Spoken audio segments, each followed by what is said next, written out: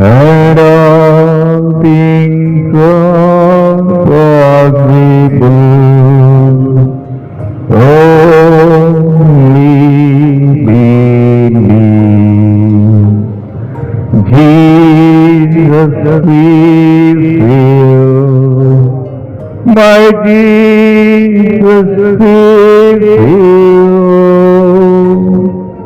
And all things are possible. My Jesus is here. Lord, I believe.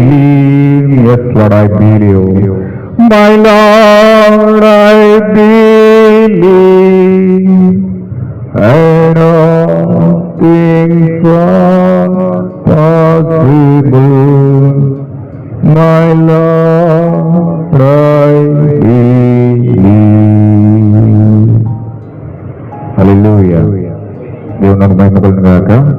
ఈ సమయంలో మనం Hebrew పత్రిక 10వ అధ్యాయము 5వ వచనం చదువుతూ ఉన్నాను. హెబ్రీ పత్రిక 10వ అధ్యాయం 5వ వచనం. కాబట్టి ఆయన లోకమందు ప్రవేశించినప్పుడు ఇలాగ చెప్తున్నాడు, బలియు అర్పణయు నువ్వు కోరలేదు గాని నాకు ఒక శరీరమును నమ్మచ్చితివి. పూర్ణ హోమములను పాప పరిహారార్థములను నీకు ఇష్టమైన కావు. అప్పుడు నేను గ్రంథపు చెట్టులో నన్ను గూర్చి రాయబడిన ప్రకారం, దేవా నీ చిత్తం నెరవేర్చుటకు ఇదిగో నేను వచ్చి ఉన్నానంటిని. బలులు అర్పణలు పూర్ణ హోమములు పాప పరిహారార్థ బలులు నువ్వు కోరలేదనియు అవి నీకు ఇష్టమైనవి కావనియు పైన చెప్పిన తరువాత ఆయన నీ చిత్తము నెరవేర్చుటకు ఇదిగో నేను వచ్చి ఉన్నానని చెప్పుచున్నాడు. ఇవన్నీ ధర్మశాస్త్రము చెప్పున అర్పింపబడుచున్నవి.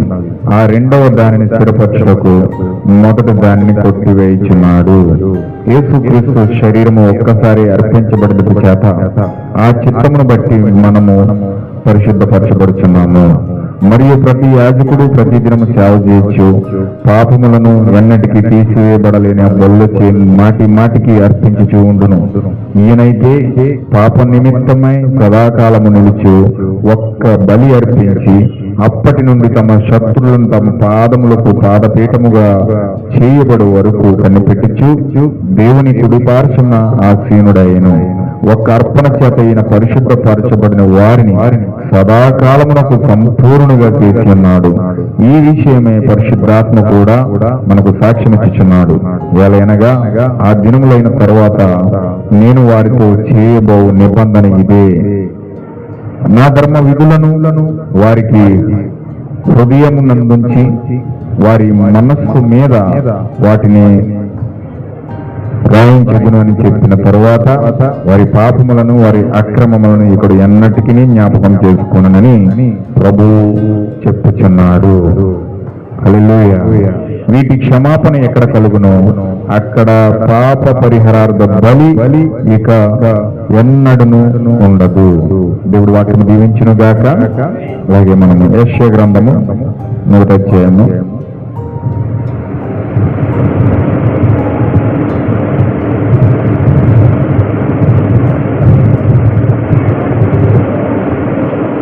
1వ అధ్యాయము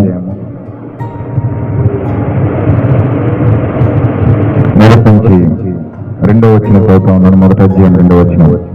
యెహోవా మాట్లాడుచున్నాడు, ఆకాశమా ఆలకించుము, భూమి చెవియొగ్గుము. నేను పిల్లలను పెంచి గొప్పవారిగా చేసేతిని, వారు నా మీద తిరగబడి ఉన్నారు. ఎద్దు తన కామందును ఎరుగును, గాడిద సొంతవాని దొడ్డు తెలుసుకొనును. ఇజ్రాయేలుకు తెలియలేదు, నా జనులు యోచింపరు. పాపిష్టి జనమా, దోషభరితమైన ప్రజలారా, దుష్ట సంతానమా, చెరుపు చేయి పిల్లలారా, మీకు శ్రమ. వారు యెహోవాను విసర్జించి ఉన్నారు. ఇశ్రాయేలు యొక్క పరిశుద్ధ దేవుని దూషింతురు, ఆయనను విడిచి తొలగిపోయి ఉన్నారు. నిత్యము తిరుగుబాటు చేయొచ్చు.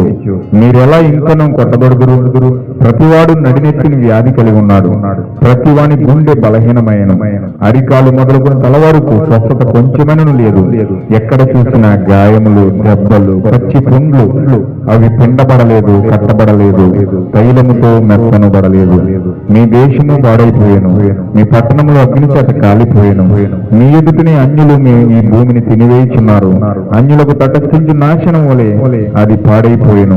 ద్రాక్ష తోటలను గుడిసి వలెను, దోస పాదులోని పాకవలెను, ముట్టడి వేయబడిన పట్టణము వలెను. సియోను కుమార్తె విడవబడి ఉన్నది.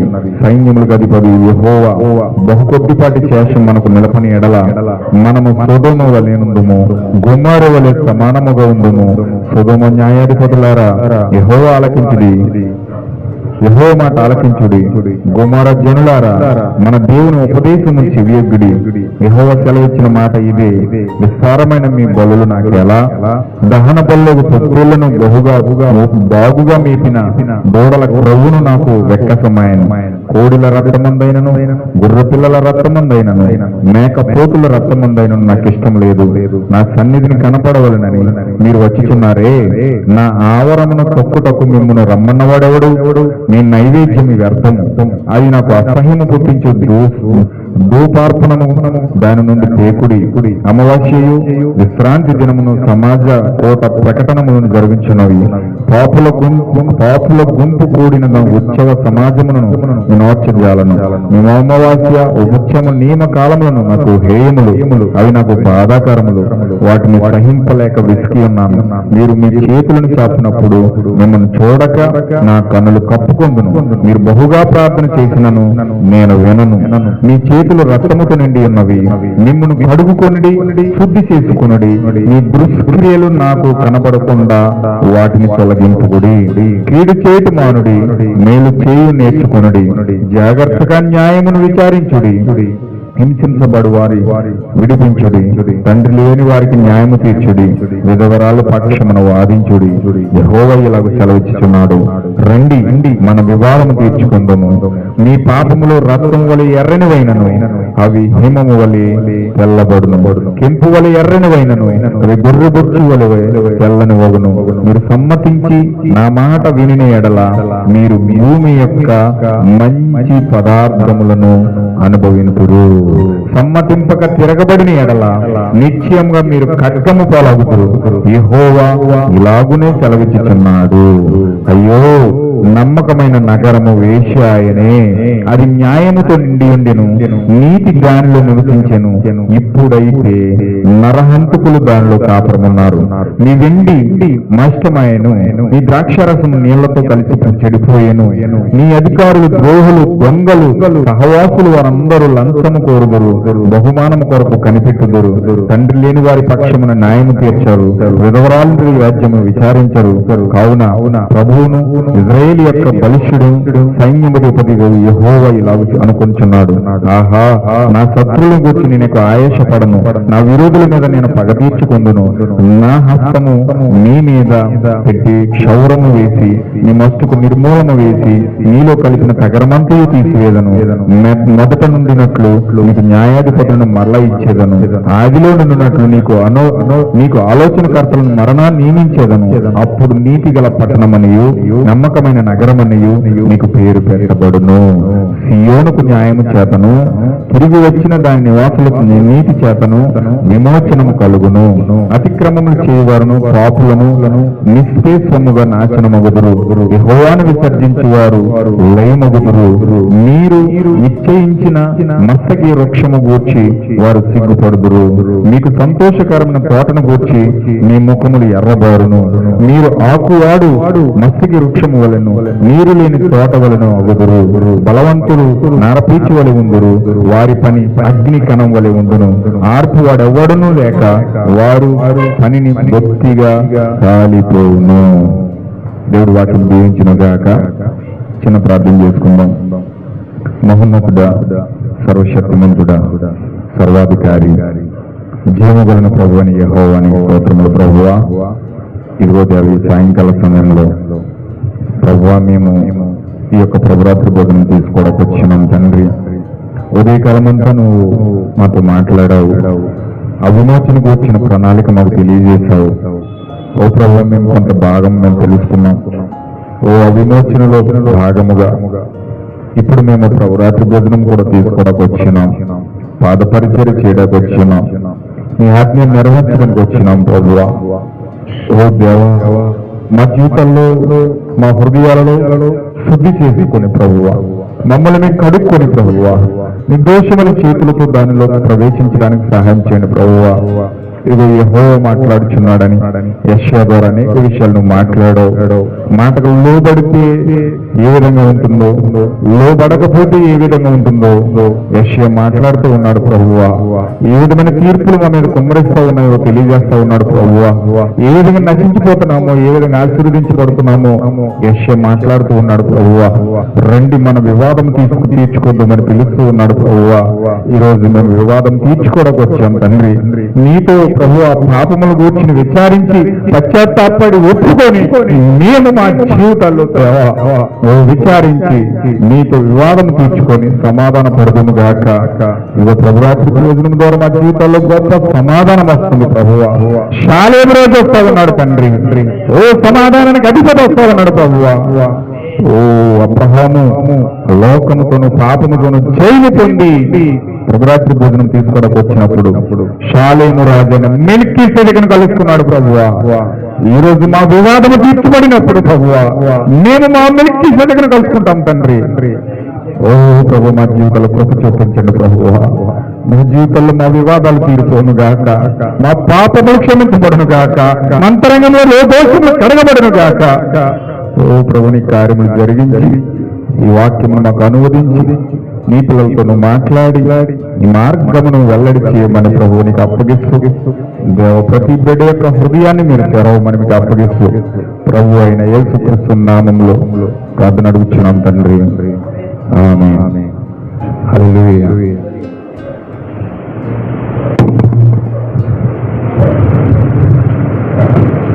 దేవుని మహిమ కలుగును గాక.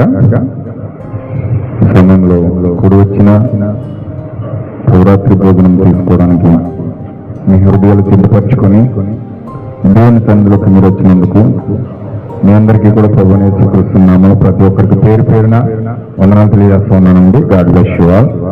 Shalom all of you. ఈ సమయంలో మనం కొంత వాక్యాన్ని ధ్యానించి మనం ప్రభురాత్రి భోజనంలోకి అడుగు పెడదాం. చక్కగా మీరు అందరూ కూడా వాక్యాన్ని ధ్యానిస్తూ ఆత్మలోనికి వెళ్ళి చక్కగా ప్రార్థించుకొని నిర్దోషమైన చేతులతో ఈ యొక్క ప్రభురాత్రి భోజనంలోనికి మీరు అడుగు పెడతారని మీకు మనవి చేస్తా ఉన్నాను. ఎంత మాత్రం కూడా నిర్లక్ష్యంగా కానీ లేకపోతే ఏదో ప్రతి నెల తీసుకునేదే కదని లేకపోతే అనాలోచనగా కానీ ఎవరో కూడా ఇందులోకి ప్రవేశించొద్దు. దేవుడు చాలా ఖండితమైన కఠినమైన నిర్ణయాలు తీసుకునే సమయం ఏదంటే ఈ యొక్క ప్రభురాత్రి భోజనమైనది. హల్లెలూయా. దేనినైనా క్షమిస్తాడు కానీ దేనినైనా దేవుడు దాన్ని టేకిటీజీగా తీసుకుంటాడు కానీ ప్రభురాత్రి భోజనమును మాత్రము నిర్లక్ష్యముగా అనాలోచనగా అవిధేయతతో అవిశ్వాసముతో గనక ఇందులో ప్రవేశిస్తే యోగ్యత లేకుండా అయోగ్యముగా ఇందులో పాలు పంచి పొందుకుంటే ఖచ్చితంగా కొరింథీలో పౌలు గారు మాట్లాడుతున్నాడు. ఎంత భయంకరంగా మాట్లాడుతున్నాడంటే కొంతమంది రోగులైపోతారంట, కొంతమంది బలహీనులైపోతారంట, కొంతమంది శృతి మించితే వాళ్ళు చనిపోవడం కూడా జరుగుతూ ఉంది. అలాంటి కఠినమైన శిక్షలు ఖచ్చితంగా ఈ యొక్క ప్రభురాత్రి భోజనంలో ఉన్నాయి. కృప ఇక్కడి నుంచే వెళ్తుంది, తీర్పు ఇక్కడి నుంచే వెళ్తుంది. హల్లెలూయా. ఇక్కడ మనము సరిగా పశ్చాత్తాపడి మనం చేసిన దోషములను, మనం చేసిన అతిక్రమములను, మనం చేసిన లోక కార్యాలను ప్రతీది కూడా పరిపూర్ణంగా మనముగా ఒప్పుకొని ప్రభు యొక్క సన్నిధిలోనికి మనం ప్రవేశించినట్లయితే ఖచ్చితంగా దేవుడు కృప చూపిస్తాడు. కృపలోనికి మనం వెళ్తాం. లేకపోతే ఒకవేళ మనం అయోగ్యముగా నిర్లక్ష్యం వెళ్తే తీర్పులు మన మీద పడతాయి. అందుచేత చాలా జాగ్రత్తగా ఇందులోనికి మీరు ప్రవేశించాలని ప్రభు అయిన యేసుక్రీస్తు నామములో మనం చేస్తా ఉన్నాను. హల్లెలూయా. ఉదయకాలం మనం చూస్తాం కొన్ని విషయాలు. ప్రతిదీ కూడా దేనితో మూడు పెట్టబడి ఉందండి? దేనితో మూడు పెట్టబడి ఉంది? హల్లెలూయా. వింటున్నారండి? ఉదయకాలం మెసేజ్ విన్నారు. బైబిల్లో ప్రతి కార్యం కూడా దేనితో మూడు పెట్టబడి ఉందంటే విమోచనతో మూడు పెట్టబడి ఉంది. ఏమే ప్రతి కార్యం కూడా విమోచనతోనే మూడు పెట్టబడి ఉంది. ఆది కాండము నుంచి ప్రకటన గ్రంథం వరకు ప్రతిదీ కూడా, ప్రతి వాక్యము కూడా, ప్రతి భాగము కూడా దేనితో మూడు పెట్టబడి ఉన్నదంటే విమోచన కార్యము కోసమే మూడు పెట్టబడి ఉంది. హల్లెలూయా. అందుకే ఇక్కడ హెబ్రీ పత్రికలు మనం చూస్తా ఉన్నాం. ప్రతిదీ కూడా ఒక ఛాయగా దేవుడు పెడతా ఉన్నాడు. దేవుని యొక్క కుటుంబాన్ని భూమిని తీసుకురావడానికి కోసం, దేవుని యొక్క భార్య సహవాసము, ఆ యొక్క కుటుంబాన్ని, పరలోకపు కుటుంబాన్ని, దేవుని యొక్క కుటుంబాన్ని భూమి మీదకి తీసుకురావడం కోసం దేవుడు ఆదాముని అవ్వని ఒక సాదృశ్యంగా పెట్టాడు. ఆదాము అవ్వను ఒక సాదృశ్యంగా పెట్టాడు. బైబిల్లో మనం చూస్తున్నాం, అనేకమైన వివాహాల్లో మనం ప్రసంగాలు వింటాం. ఈ యేసుక్రీస్తు యొక్క నిజమైన వివాహానికి సాదృశ్యంగానే భూమి మీద భార్యాభర్తల బంధం పెట్టాడు. భార్యాభర్తల బంధం ఎందుకు పెట్టాడంటే, వివాహాలు ఎందుకు ఏర్పాటు చేశాడంటే, దేవుని యొక్క నిజమైన కుటుంబము భూమి మీదకి రాబోతా ఉంది ఒక సమయంలో. ఖచ్చితంగా ఆ కుటుంబము భూమి మీదకి రావడం కోసం ఒక సాదృశ్యంగా దేవుడు భూమి మీద కుటుంబాలు ఏర్పాటు చేశాడు. అందులో నీతివంతమైన కుటుంబాలు ఉన్నాయి, భయంకరమైన క్రూరమైన కుటుంబాలు కూడా ఉన్నాయి. నీతివంతమైన కుటుంబాలు ఆది కాండం నుంచి మనం చూస్తే కొన్ని కుటుంబాలు మన బైబిల్లో కనబడతాయి. ఒక అద్భుతమైన కుటుంబాలుగా కట్టబడిన కుటుంబాలు కొన్ని కనబడతాయి. ఆదాము అవ్వ ఒక కుటుంబంగా కట్టబడ్డారు. ఇస్సాకు రెబెకా ఒక కుటుంబంగా కట్టబడ్డారు. అలాగే కొత్త నిబంధనలకు వచ్చేటప్పటికి అక్కడ అక్కులా అనే ప్రిస్కిల్లా అనే ఒక కుటుంబం అద్భుతంగా కట్టబడింది.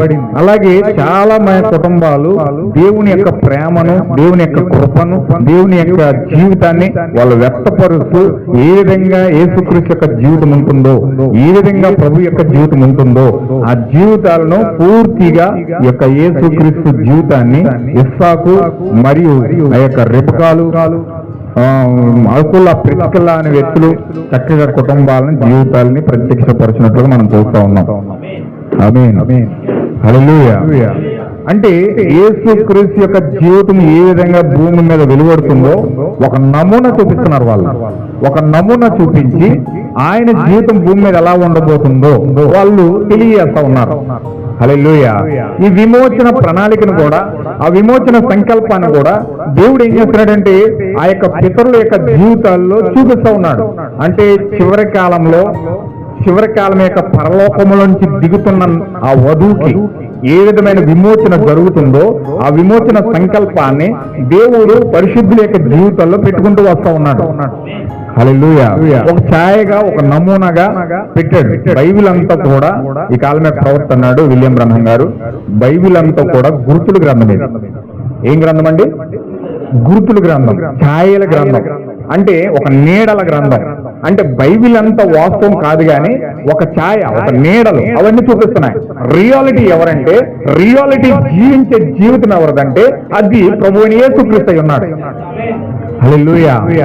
3 బైబిల్ మనకు ఉన్నాయి. మనకు 3 బైబిల్ ఉన్నాయి. 3 బైబిల్లో ఏదైతే చెప్పబడుతుందో ఈ 3 బైబిల్ ఎవరిని చూపిస్తున్నాయంటే నిజమైన రియాలిటీ కలిగిన ప్రభు అయిన యేసుక్రీస్తుని చూపిస్తా ఉన్నాయి. హల్లెలూయా. 3 బైబిల్ ఏంటంటే, ఒక బైబిల్ ఏమో ఆకాశంలో రాయబడింది. ఖగోళ శాస్త్రం ద్వారా దేవుడు ఒక ఆకాశంలో ఒక బైబిల్ రాశాడు. ఆ బైబిల్ ఏంటంటే ఆకాశంలో ఎన్ని రాసులు పెట్టాడంటే దేవుడు 12 రాసులు పెట్టాడు. ఏమే వింటున్నారు కదండి? ఎన్ని రాసులు పెట్టాడు ఆకాశంలో? నక్షత్ర రాసుల సంఖ్య ఎంత అంటే 12 రాసులు. అందులో 12 రాసులు ఉంటాయి. ఈ 12 రాసుల్లో మకర రాశి, తుల రాశి, ఆ యొక్క వృషభ రాశి, ఇలాగ సింహరాశి, కన్య రాశి, ఇలాగ మొత్తం 12 రాసులు ఆకాశ మండలంలో ఉన్నాయి. దీన్ని అంతా కలిపి ఆస్ట్రాలజీ అని పిలుస్తాం. ఈ ఆస్ట్రాలజీ అంతా కలిపి నక్షత్రాల యొక్క శాస్త్రము, నక్షత్రాల యొక్క నక్షత్రాల సంఖ్య, రాసుల సంఖ్య ఎంత అంటే 12. హల్లెలూయా. ఎంతండి? 12 రాసులు ఉన్నాయి. ఈ 12 రాసులు మొదటి రాశి ఏదంటే ఇప్పుడు బైబిల్ అంతా ఏమై ఉన్నదంటే గుర్తుల గ్రంథమై ఉన్నది, ఛాయల గ్రంథమై ఉన్నది. ఇప్పుడు ఈ బైబిల్ అంతా కూడా 3 బైబిళ్ళు దేవుడు ప్రకృతిలో పెట్టాడు. ఒక బైబిల్ ఏమో ఆకాశంలో పెట్టాడు. ఆకాశంలో 12 రాసులు ఉన్నాయి. మొదటి రాశి ఏంటంటే కన్యరాశి, లాస్ట్ రాశి ఏంటంటే సింహరాశి. అంటే విమోచన కోసం దేవుడు ఆ కార్యాన్ని ఏ విధంగా మొదటి రాకల్లో రాబోతా ఉన్నాడో, చివరిగా సింహరాశిలో ఏ విధంగా రాబోతా ఉన్నాడో ఆ బైబిల్లో రాసి ఆ బైబిల్లో పెట్టాడనమాట. ఏమే అంటే మొదటి రాశి కన్యరాశి. కన్య అనగా వర్జిన్. వర్జిన్ అంటే ఆమె పురుషుని కూడని ఒక స్త్రీని కన్యక అంటారు. ఆ యొక్క కన్యక గర్భవతి కుమారుని కానీ భూమి మీద ప్రత్యుత్పత్తి చెయ్యాలి. అది మొదటి రాకడ యొక్క ప్రకృతి ఖగోళ నియమమై ఉన్నది. దానిని ఎస్ఐ చెప్పాడు. ఆ ఖగోళ నియమాన్ని చూసి ఆ దేవదత్త చెప్పిన మాటలు విని ఆయన ఏం ప్రవచించాడంటే, యేసుక్రీస్తు పుట్టక ముందు 800 సంవత్సరాల క్రితం ఏం చెప్పాడంటే, కన్యక గర్భవతి కుమారుని కొంటుంది, ఆయనకు ఇమ్మానుయేలు అని పేరు పెట్టబడుతుంది.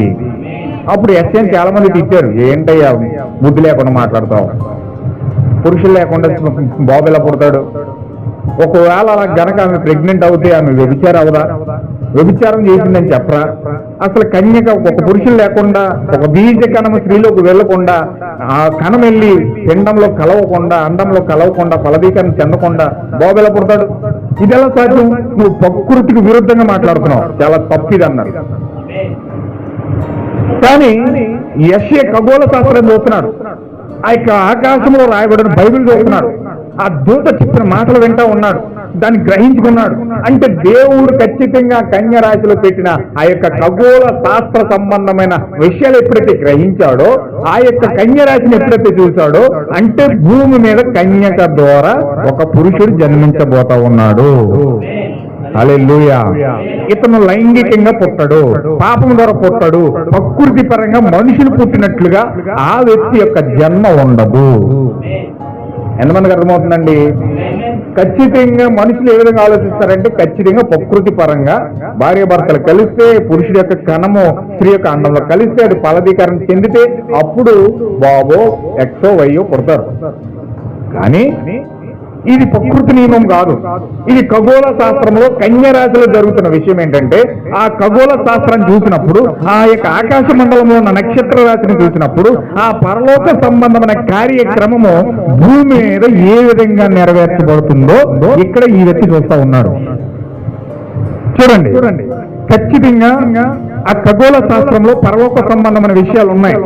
ఆ ఖగోళ శాస్త్రంలో బైబిల్ అంతా కూడా తెగుళ్ళు ఏ విధంగా వస్తున్నాయో చూడండి. మకర రాశి అని ఉంటుంది, కర్కట రాశి అని ఉంటుంది.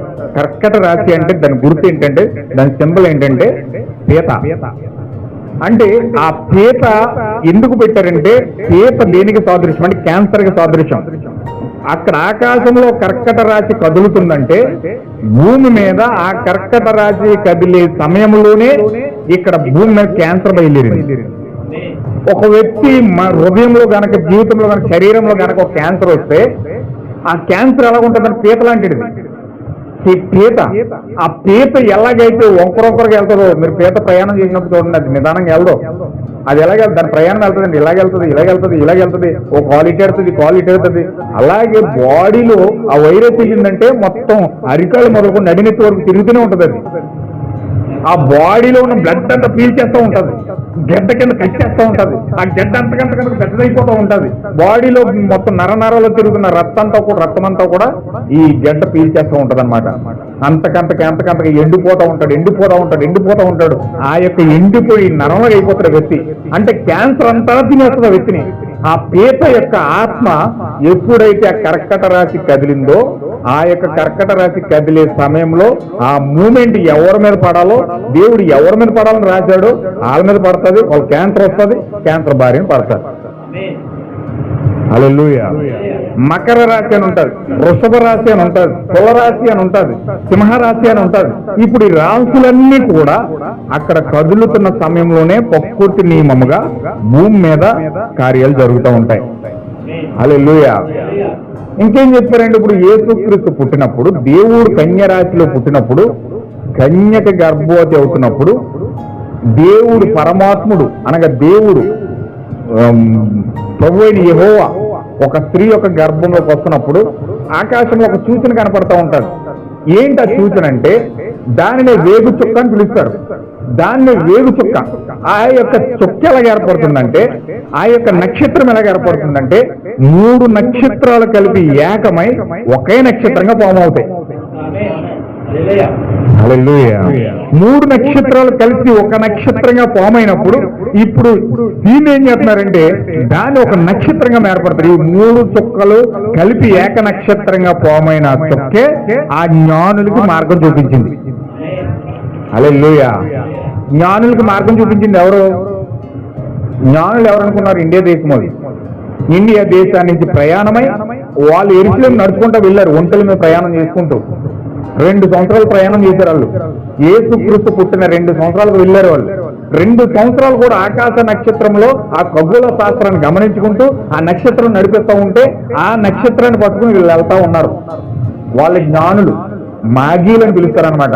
అంటే ఆకాశ నక్షత్రాలను చూసి భూమి మీద ఏం జరుగుతుందో చెప్పేస్తారు వాళ్ళు. చూడండి, మీ జీవితంలో ఎవరన్నా శాస్త్రం తెలుసుకోవాలనుకోండి, మీ భవిష్యత్తు తెలుసుకోవాలనుకోండి, ఒక ఖగోళ శాస్త్రవేత్త దగ్గరికి వెళ్తే మీ యొక్క పుట్టిన జన్మ నక్షత్రం చూస్తాడు. మీ పుట్టిన జన్మ నక్షత్రం చూసి, మీ రేఖలు చూసి, మీ యొక్క చేతి రేఖలు చూసి, మీ యొక్క భవిష్యత్తు మొత్తం మీకు ఏ గండం ఉందో, ప్రాణగండం ఉందో, జలగండం ఉందో, రక్తగండం ఉందో, మీ భవిష్యత్తు అంతా కూడా అతను చెప్పడానికి ప్రయత్నం చేస్తాడు కొంతవరకు. ఎందుకలా చెప్తాడు? నీ జన్మ ఏ నక్షత్రంలో పుట్టావో, ఆ నక్షత్రం ఎలా కదులుతుందో, ఆ నక్షత్రం కదలికలు ఏ విధంగా ఉన్నాయో, ఆ నక్షత్రం కదులుతున్నప్పుడు నీ జీవితంలో ఏం జరుగుతుందో, అది ప్రతిదీ కూడా నక్షత్ర యొక్క రాసుల యొక్క సంఖ్య మొత్తం చూసి నీ భవిష్యత్తు కూడా చెప్తాడు. ఆమేన్. హల్లెలూయా. అంటే నీ భవిష్యత్తు ఎక్కడ రాయబడి ఉంది? నువ్వు భూమి మీద ఏ విధంగా బ్రతుకుతావో, ఏ విధంగా నడుస్తావో, ఏ విధంగా కదులుతావో, ఎప్పుడు పుడతావో, ఎప్పుడు చచ్చిపోతావో, అసలు నీ జీవితంలో భవిష్యత్తు బాగుపడతావో, నశించిపోతావో, ఏమైపోతావో, నీ బ్రతుకంతయు కూడా, నీ భవిష్యత్తు అంతయు కూడా దేవుడు ఎక్కడ పెట్టాడంటే నక్షత్రంలో పెట్టాడు. హల్లెలూయా. ఇప్పుడు దేవుడు నీ భవిష్యత్తు అంతా నక్షత్రంలో పెట్టాడు, ఖగోళ శాస్త్రంలో పెట్టాడు. కాబట్టి ఆకాశంలో ఎన్ని నక్షత్రాలు అయితే ఉన్నాయో అంతమంది ప్రజలు భూమి మీద ఉన్నారు. ఇంకొక గొప్ప విషయం ఏంటంటే కేవలం దేవుని సంబంధమైన దేవుని కుమారులుగా దేవుని యొక్క బీజముతో పుట్టిన వ్యక్తులకు మాత్రమే నక్షత్రం ఉంది. అందరికీ నక్షత్రాలు లేవు కానీ కేవలం దేవుని యొక్క కుటుంబానికి మాత్రమే నక్షత్రం ఉంది. ఎందుకు? దేవుని పరలోకంలో కుటుంబాన్ని పెట్టాడు. సూర్యుడు, చంద్రుడు, 12 రాసుల యొక్క నక్షత్రాలు. హల్లెలూయా. ఆ నక్షత్ర పాలపుంతలు అంటారు, దాన్ని గెలాక్సీలు అంటారు. కొన్ని లక్షల గెలాక్సీలు ఉన్నాయి అందులో, కొన్ని కోట్ల బిలియన్ల నక్షత్రాలు ఉన్నాయి అందులో. ఇప్పుడు నక్షత్రాలన్నీ కలిపి ఈ యొక్క శాస్త్రం అంతా కలిపి, ఆ ఆస్ట్రాలజీ అంతా కలిపి ఎన్ని నక్షత్రాలు, ఎన్ని సమూహాలుగా ఉన్నాయంటే 12 సమూహాలుగా ఉన్నాయి. ఆ 12 సమూహాల్లోనే అవన్నీ భాగమై ఉన్నాయన్నమాట. ఇప్పుడు ఈ యొక్క 12 నక్షత్రాల్లో ఏ నక్షత్ర సంఖ్యలో ఉన్నావు? నువ్వు కన్యరాశిలో పుట్టావా, మకర రాశిలో పుట్టావా, తులరాశిలో పుట్టావా, కన్యరాశిలో పుట్టావా, సింహరాశిలో పుట్టావా, ఏ రాశిలో పుట్టావు? నీకు అర్థమైంది అనుకోండి, అసలు నీ గోత్రం ఏంటి, నీ యొక్క ఏ గోత్రం నుంచి నువ్వు పుట్టావు, ఇవన్నీ కూడా వస్తాయి. హల్లెలూయా. ఏమన్నా అర్థమవుతుందా? ఇదంతా ఒక బైబిల్, అది పరలోకంలో రాయబడి ఉంది. మొట్టమొదటి రాశి ఏంటంటే కన్యరాశి. ఆ కన్యరాశి ఎందుకు పెట్టాడంటే 3 నక్షత్రాలు కలిపి ఏక నక్షత్రంగా మారుతున్నప్పుడు కన్యక గర్భంలోనికి దేవుడు రావాలి. ఇది ఒక కార్యం. రెండవదిగా లాస్ట్ నక్షత్రం ఏంటంటే, లాస్ట్ రాశి ఏంటంటే సింహరాశి. ఈ సింహరాశి అంటే సింహరాశి. ఇప్పుడు ఆ సింహం ఏమై ఉన్నాడంటే యోధా గోత్రపు సింహమై ఉన్నది. అది ఆ సింహము యోధా గోత్రపు సింహముగా ప్రభువైన యేసుక్రీస్తు 2వ రాకల్లో భూమి మీదకి రాబోతా ఉన్నాడు. హల్లెలూయా. మొదటి రాశి కన్యరాశి, కన్యలో నుంచి భూమి మీదకి రావాలి. చివరి రాశి సింహరాశి, అంటే యోధా గోత్రపు సింహముగా దేవుడు భూమిపైకి రావాలి. హల్లెలూయా. సింహరాశి జరిగినప్పుడేమో పరలోకములో కుటుంబంలో 7 నక్షత్రాలు కలిపి ఒకే నక్షత్రంగా ఫామ్ అవుతాయి. మొదటి రాకడ కన్యక రాశిలో జరిగినప్పుడేమో 3 నక్షత్రాలు కలిపి ఏక నక్షత్రంగా మారుతాయి. 3 నక్షత్రాలేమో మొదటి రాకడ జరిగినప్పుడు రావాలి. 7 నక్షత్రాలేమో సింహరాశి జరుగుతున్నప్పుడు 7 నక్షత్రాలు కలిసి ఫామ్ అవ్వాలి. అంటే సూర్యుడు చంద్రుడు నక్షత్రాలు, అంటే సూర్యుడు చంద్రుడు భార్యాభర్తలు. ఇప్పుడు ఈ భార్యాభర్తలు ఇద్దరికి పుట్టినోళ్ళే నక్షత్రాలు అయి ఉన్నారు. ఇది పరలోక కుటుంబం. ఇప్పుడు పరలోక కుటుంబాన్ని ఆ యొక్క నమూనా ఎలాగైతే పెట్టాడో ఆ పరలోక కుటుంబం అంతా భూమి మీదకి రావడానికి దేవుడు నక్షత్రాల వలె దేవుని కుమారులను పెట్టాడు. సూర్యుడేమో యేసుక్రీస్తు అయి ఉన్నాడు, నీతి సూర్యుడు. ఆ యొక్క చంద్రుడేమో సంగమై ఉన్నది. ఆమేన్, హల్లెలూయా. చూడండి ఎంత నమూనా. అంటే బైబిల్ ఎందుకు పోలికలు, నమూనాలు, ఛాయలు ఎందుకు పెడుతున్నాడంటే అంటే పరలోకంలో ఉన్న కుటుంబానికి ఒక నమూనా భూమి మీద జరుగుతూ ఉంది. అక్కడ సూర్యుడు చంద్రుడు నక్షత్రాలు కలిపి ఒక కుటుంబంగా ఉంటే భూమి మీద ప్రభువుని యేసుక్రీస్తుకు భార్య, ఆయనకు పుట్టిన పిల్లలు దేవుని కుమారులు కుమార్తెలు అయి ఉన్నారు. హల్లెలూయా. అది పరలోకంలో ఉన్న కుటుంబం, ఇది భూమి మీద ఉన్న కుటుంబం. ఇది ఒక బైబిల్ అయి ఉంది, అదొక బైబిల్ అయి ఉంది. ఇది రాయబడిన బైబిల్. హల్లెలూయా. ఈ 2 కుటుంబాలను చూపించేది ఏంటంటే పైన పరలోక కుటుంబాన్ని, భూమి మీద ఉన్న మన కుటుంబాన్ని పూర్తిగా మనకు ప్రత్యక్షపరిచేది ఏంటంటే ఈ రాయబడిన బైబిల్ అయి ఉంది. హల్లెలూయా. ఇప్పుడు మనం పరలోక కుటుంబానికి భూమి మీద ఉన్న కుటుంబానికి నమూనాగా ఉన్నామని, మనం పరలోక కుటుంబంలో భూమి మీద కుటుంబంలో భాగస్థులమై ఉన్నామని మనకి ఎవరు చూపిస్తున్నారంటే ఈ బైబిల్ చూపిస్తా ఉంది. హల్లెలూయా. ఇది రాయబడిన బైబిల్, ఆకాశంలో రాయబడిన బైబిల్. భూమి మీద ఉన్న బైబిల్ ఎక్కడ రాశాడంటే దేవుడు పిరమిడ్ లో రాశాడు. హల్లెలూయా. మీకు తెలుసా ఈజిప్ట్ లో పిరమిడ్స్ ఉంటాయి. ఆ పిరమిడ్స్ ఎందుకు కట్టాడంటే ఆ పిరమిడ్స్ కట్టింది ఎవరంటే బైబిల్లో హానోక్ అనే వ్యక్తి కట్టాడు. హానోక్ అనే వ్యక్తి పిరమిడ్స్ కట్టాడు. ఆ పిరమిడ్స్ ఎందుకు కట్టాడంటే ఆ పిరమిడ్స్ కట్టవలసిన అవసరం ఏముందంటే మీకు చూపెడతాను చూడండి ఒకసారి.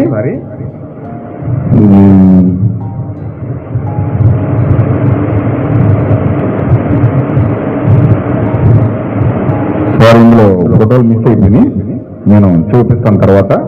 ఆ పిరమిడ్ పెట్టవలసిన అవసరం ఏంటంటే ఆ పిరమిడ్ ఎందుకు కట్టారంటే అది శవాలకు ఒక మమ్మీని తయారు చేస్తారనమాట.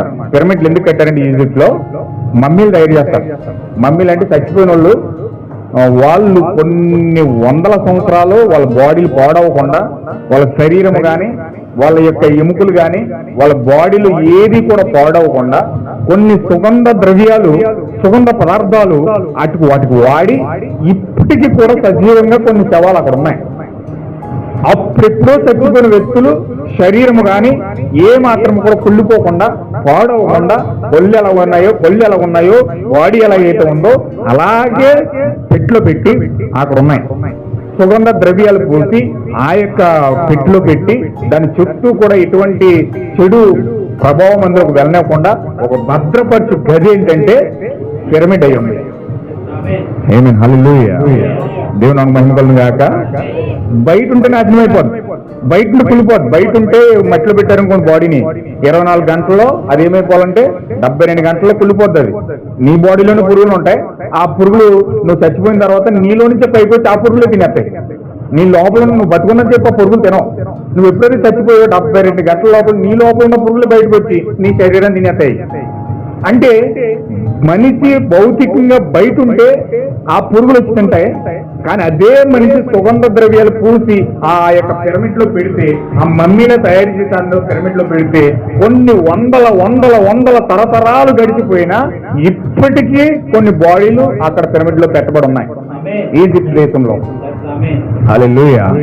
అంటే దాని అర్థం ఏంటంటే ఇప్పుడు దేవుడు ఒక పాడవని కొన్ని సుగంధ ద్రవ్యాలు మనకు పూసి ఒక పిరమిడ్ లాగా మనం చేసి ఒక అద్భుతమైన శరీరంగా మనం సృష్టించి దేవుడు పాపం అంటకుండా శాపం అంటకుండా రోగాలు అంటకుండా ఒక అద్భుతమైన శరీరముగా దేవుడి శరీరం తయారు చేసి ఒక పిరమిడ్ లాంటి ఒక దేవుని యొక్క ఆత్మ స్వరూపమని థియోపని శరీరాన్ని మనకిచ్చి ఆ శరీరంలో మనం భద్రంగా పెట్టాడు.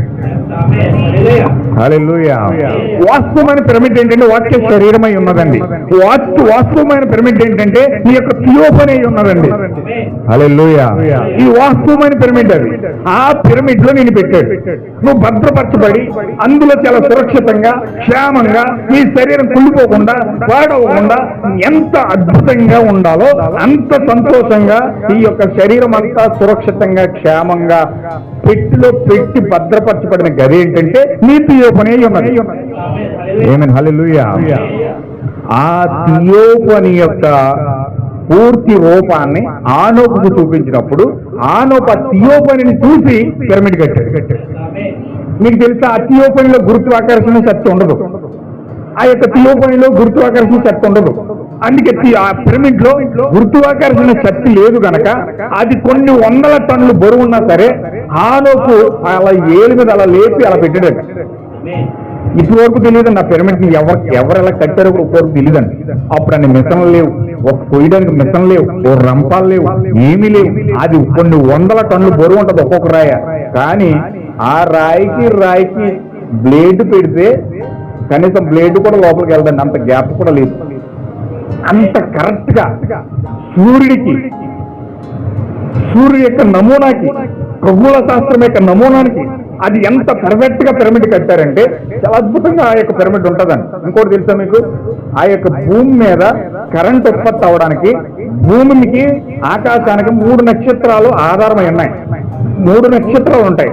3 నక్షత్రాలు ఆ యొక్క ప్రభావం ద్వారా ఈ భూమి యొక్క భ్రమణం జరుగుతూ ఉంటుంది. కొంచెం జాగ్రత్తగా మీరు గమనించాల్సమ్మా. ఈ యొక్క భూభ్రమణం ఎందుకు జరుగుతుందంటే ఆ పనిచేసే విధానం దేవుడు 3 నక్షత్రాల్లో పెట్టాడు. ఈ 3 నక్షత్రాలు కలిపి భూమిని భ్రమించేటట్లు చేస్తాయి. కొన్ని వందల కిలోమీటర్ల వేగంతో ఈ యొక్క భూమి తిరుగుతూ ఉంటుంది. సూర్యుడి చుట్టూ సూర్యుడు తిరుగుతూ ఉంటాడు, భూమి తిరుగుతూ ఉంటుంది, చంద్రుడు తిరుగుతూ ఉంటారు. మనకు తెలియదండి. ఆ రంకులు రావడం తిరిగినట్టు ఉంటుంది. భూమి చివరికి వెళ్తే అది ఎంత ఫాస్ట్ గా తిరుగుతాడు, కొన్ని వందల వేగంతో తిరుగుతుంది. అది మనకు తెలియదు ఆ విషయం. మధ్యలో ఉన్నాం కాబట్టి మనం సురక్షితంగా క్షేమంగా ఉన్నాం. భూమి చాలా స్పీడ్గా తిరుగుతుందండి. అది చాలా కొన్ని వందల కిలోమీటర్ల వేగంతో తిరుగుతూ ఉంది. అయితే ఇక్కడ ఆ భూభ్రమణం జరగడానికి ప్రధానమైన కారణం ఏంటంటే ఆ 3 నక్షత్రాలు. ఈ పిరమిడ్ ఎలా కట్టబడిందో తెలుసండి. ఈ 3 నక్షత్రాల చివర కొన ఆ ఆకాశంలో ఉన్న నక్షత్రాలతో ఆ నక్షత్రంతో ఏకమై ఉంటుంది. 3 నక్షత్రాలకి 3 పిరమిడ్లు కట్టారు. అక్కడ 3 పిరమిడ్లు, ఓ పిరమిడ్ ఏమో ఓ నక్షత్రంతో అటాచ్ అయి ఉంటుంది, ఓ పిరమిడ్ ఏమో ఓ నక్షత్రంతో అటాచ్ అయి ఉంటుంది, ఓ పిరమిడ్ ఏమో ఓ నక్షత్రంతో అటాచ్ అయి ఉంటుంది. మీకు యూట్యూబ్ లో అక్కడ వాట్సాప్ లో పెడతాను, మీరు చూడండి. అవన్నీ కూడా మీరు గమనిస్తే కొన్ని విషయాలు మీకు అర్థమవుతాయి. అంటే భూమి మీద ప్రకృతి సంబంధంగా ఈ విషయాలన్నీ దేవుడు అలా ఎందుకు పెడుతున్నాడంటే, హల్లెలూయా, పిరమిడ్ ఒక బైబిల్ అయి ఉంది. పిరమిడ్ ఏమై ఉందండి? ఒక బైబిల్ అయి ఉంది. అదిగోండి, దేవుడు ప్రవక్త ద్వారా పిరమిడ్ గీసాడు చూడండి, అక్కడ కనపడతా ఉంది పరిపూర్ణ మానవ స్వరూపం అని చెప్పి. అక్కడ పిరమిడ్ ఉంటుంది. ఇదిగోండి, ఇదే ఈ పిరమిడ్. ఇప్పుడు ఈ పిరమిడ్ లో దేవుడు ఎన్నింటికి పెడుతున్నాడంటే ఇందులో 7 మెట్లు ఉంటాయి. ఆ పిరమిడ్ లోపల 7 మెట్లు ఉంటాయి. రాణి గది ఉంటుంది, రాజు గది ఉంటుంది. రాజు గదిలోనికి వెళ్ళడానికి ద్వారం డైరెక్ట్ గా ఉంటది, కానీ రాణి గదిలోకి వెళ్ళడానికి మాత్రం ద్వారం ఉండదు. అంటే ప్రపంచానికి మర్మయుక్తమైన మనిషి ఎవరంటే, మర్మయుక్తమైన జీవి ఎవరంటే యేసుక్రీస్తు కాదండి. ఆమేన్, హల్లెలూయా. ప్రపంచానికి మర్మయుక్తమైన జీవి ఎవరంటే యేసుక్రీస్తుకు భార్య. హల్లెలూయా. అసలు సాతాను యొక్క ఆలోచనలు కూడా అందకుండా అంత సీక్రెట్ గా అంత భద్రంగా యేసుక్రీస్తుకు భార్యను దేవుడు దాచాడు. హల్లెలూయా. ప్రతి దాన్ని సాతానుడు చూశాడు కానీ, ప్రతి దాన్ని సాతానుడు ఆశ్రయించాడు కానీ, ప్రతి దాన్ని సాతానుడు కొలత చేశాడు కానీ, ప్రతి దాన్ని టచ్ చేశాడు కానీ దేవుని యొక్క వధువుని కనీసము ఆలోచనలు కూడా రాకుండా దాచేశాడు దేవుడు. హల్లెలూయా. నీకు తెలుసా దేవుడు నీ పైన నా పైన ఎంత శ్రద్ధ తీసుకున్నాడో తెలుసండి? బైబిల్లో చెప్తాడు, నీ కనుగుడ్డుని త్రాగితే నన్ను త్రాగినట్టు అన్నాడు. ఆయన పిల్లల్ని ఎవడైనా టచ్ చేశాడా? ఆయన టచ్ చేసినట్టు. హల్లెలూయా. ఎంతమందికి అర్థమవుతుందన్నమాట? అంత భద్రంగా దాచుకున్నాడు అని వధువుని. ఆ పిరమిడ్ లో ఎందుకు అంత సీక్రెట్ గా వధువు యొక్క మర్మం దాచిపెట్టాడంటే, అన్ని గదుల్లోకి ద్వారం ఉంది కానీ రాజు గదిలో డైరెక్ట్ గా ఏడుబెట్టి డైరెక్ట్ వెళ్ళిపోవడానికి అవకాశం ఉంది కానీ వధువు గదిలోకి వెళ్ళడానికి రాజు గదిలోనికి వెళ్ళి రాజు గదిలో నుంచి ఆ యొక్క గదిలోకి దారి ఉంటుంది. ముందు ఆవిడ దగ్గరికి వెళ్ళాలంటే ముందు రాజు దగ్గరికి వెళ్ళాలి. హల్లెలూయా. కానీ రాజు అనుమతి ఇవ్వడు కదా, రాజు దగ్గరికి వెళ్ళడమే కష్టం. మరి రాజు దగ్గరికి వెళ్ళి రాజు అనుమతిస్తే రాజు అనుమతి పొందుకుని రాణి గదిలోకి వెళ్ళాలి. అంత సీక్రెట్, అంత మర్మయుక్తమైన అతిపెద్ద మర్మాన్ని దేవుడు ఆ పిరమిడ్ లో పెట్టాడు. హల్లెలూయా. ఇప్పుడు ఆ పిరమిడ్ యొక్క రహస్యం మనకు ఎక్కడ తెలుస్తుందంటే, ఎప్పుడైతే బైబిల్ యొక్క మర్మయుక్తమైన విమోచన ప్రణాళిక మనకు అర్థమవుతుందో, ఆ విమోచన ప్రణాళికను మనం ఎప్పుడైతే గుర్తిస్తున్నామో, దేవుని యొక్క ఆత్మ ద్వారా మన కనులు తెరిచాడో, అప్పుడు మనము మన స్థితిని తెలుసుకొని ఆ యొక్క మర్మయుక్తమైన రహదారి దేవుడు మనకు తెలియజేస్తాడు. ఆమేన్. హల్లెలూయా. చాలా జాగ్రత్తగా ఆలోచించాల్సిన, ఎందుకంటే ఆత్మ సంబంధముగా మనం ఆత్మలోనికి వెళ్ళినప్పుడు ఏదో ఒక కళ్ళబొల్లు కౌరులు చెప్పి, ఏదో మాటలు చెప్పి, ఏదో ఒక మనిషిని ఉద్రేకపరిచేసి, ఏదో ఒక రకంగా మార్చేసే స్థితిలోనికి మనం వెళ్ళకూడదు. హల్లెలూయా. అలా వెళ్ళిపోవాలి చాలా మంది ఉన్నారు. అలాగే వెళ్ళిపోయి ఏదో రకంగా బిజినెస్ చేసో వ్యాపారం చేసో ఏదో 4 మాటలు చెప్పి బతికేసే చాలా మంది ఉన్నారు. కానీ నిజమైన దేవుని యొక్క కుమారులు కుమార్తెలు కూడా ఎప్పుడైతే మర్మయుక్తమైన గదిలో దాక్కుని ఉన్నారో, ఇప్పుడు వారి స్థానం ఎప్పుడైతే తెలిసిందో, వారి స్థితి అయితే ఎప్పుడైతే తెలిసిందో, వారు వారి స్థానాన్ని కనుగొన్న తర్వాతనే దేవుడు ప్రపంచానికి బహిరంగపరుచుతాడు. హల్లెలూయా. అంతవరకు నువ్వు బయటికి రావు. దేవుడు నిన్ను ప్రపంచానికి పరిచయం చెయ్యాలంటే, దేవుడు నిన్ను ప్రపంచానికి చూపించాలంటే, దేవుడు నిన్ను ప్రపంచానికి ఈమె నా వధువు అని సాతానికి, దెయ్యాలకి, లోకానికి, ప్రతి ఒక్కరికి ఈమె నా భార్య అని చూపించాలంటే నీ విమోచన ప్రణాళిక అనేది సంపూర్తి అవ్వాలి. హల్లెలూయా. ఇది చాలా పెద్ద మర్మము, చాలా గాయపడిన మర్మము. ఇది ఏదో ప్రార్థన చేసేతో వచ్చేసేది కాదు. పెద్ద పెద్ద మీటింగ్లు ఎట్టి పెద్ద రకరకాల పెద్ద దైవజనులకు తెలిసిపోయే మర్మాలు కాదు ఇవి. దేవుడు సామాన్యమైన చిన్న ప్రజానికానికి, చిన్న మందకు తెలియజేస్తాడు. హల్లెలూయా. ఎంతమందికి అర్థమైన మాట అండి? హల్లెలూయా.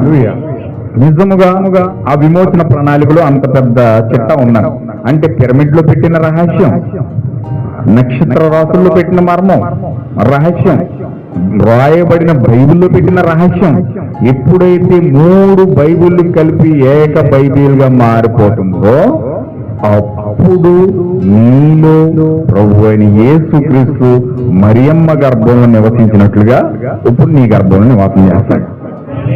ఈ 3 నక్షత్రాలు ఎలాగైతే ఏక నక్షత్రంగా ఫామ్ అవుతున్నాయో, మరియ గర్భంలో శిశువు వచ్చినట్టుగా సూచన వచ్చిందో, అలాగే రాయబడిన బైబిల్, పిరమిడ్ లో బైబిల్, ఆకాశంలో బైబిల్, ఈ 3 బైబిల్ కలిసి నీలో ఒకే బైబిల్ గా సజీవ నడిచే బైబిల్ గా నువ్వు మారిపోతావు. హల్లెలూయా. ఇప్పుడు అది ఆకాశంలో రాయబడింది 12 రాసుల నక్షత్రాలు, పిరమిడ్ లో రాయబడింది బైబిల్ రాయబడింది. ఈ 3 బైబిల్ కలిసి ఒక బైబిల్ మారుతుంది. అది ఏ బైబిల్ తెలుసా? అది నడిచే బైబిల్. హల్లెలూయా. ఇది సాతానుకు అందదు, సాతానుకు అందకుండా చేసేసాడు. దేవుడు ప్రవర్తన త్వరగా తీసుకెళ్ళిపోవడం కారణం ఏంటంటే, ఆ సమయము దాటి దానిని ముందుకు ప్రజలకు ఎవరికి చెప్పకుండా, ఆ 3వ ఈడుపు అనేది దేవుడు చెప్పకుండా ఆ ప్రవర్తన మరుగు చేసి దాచిపెట్టేశాడు.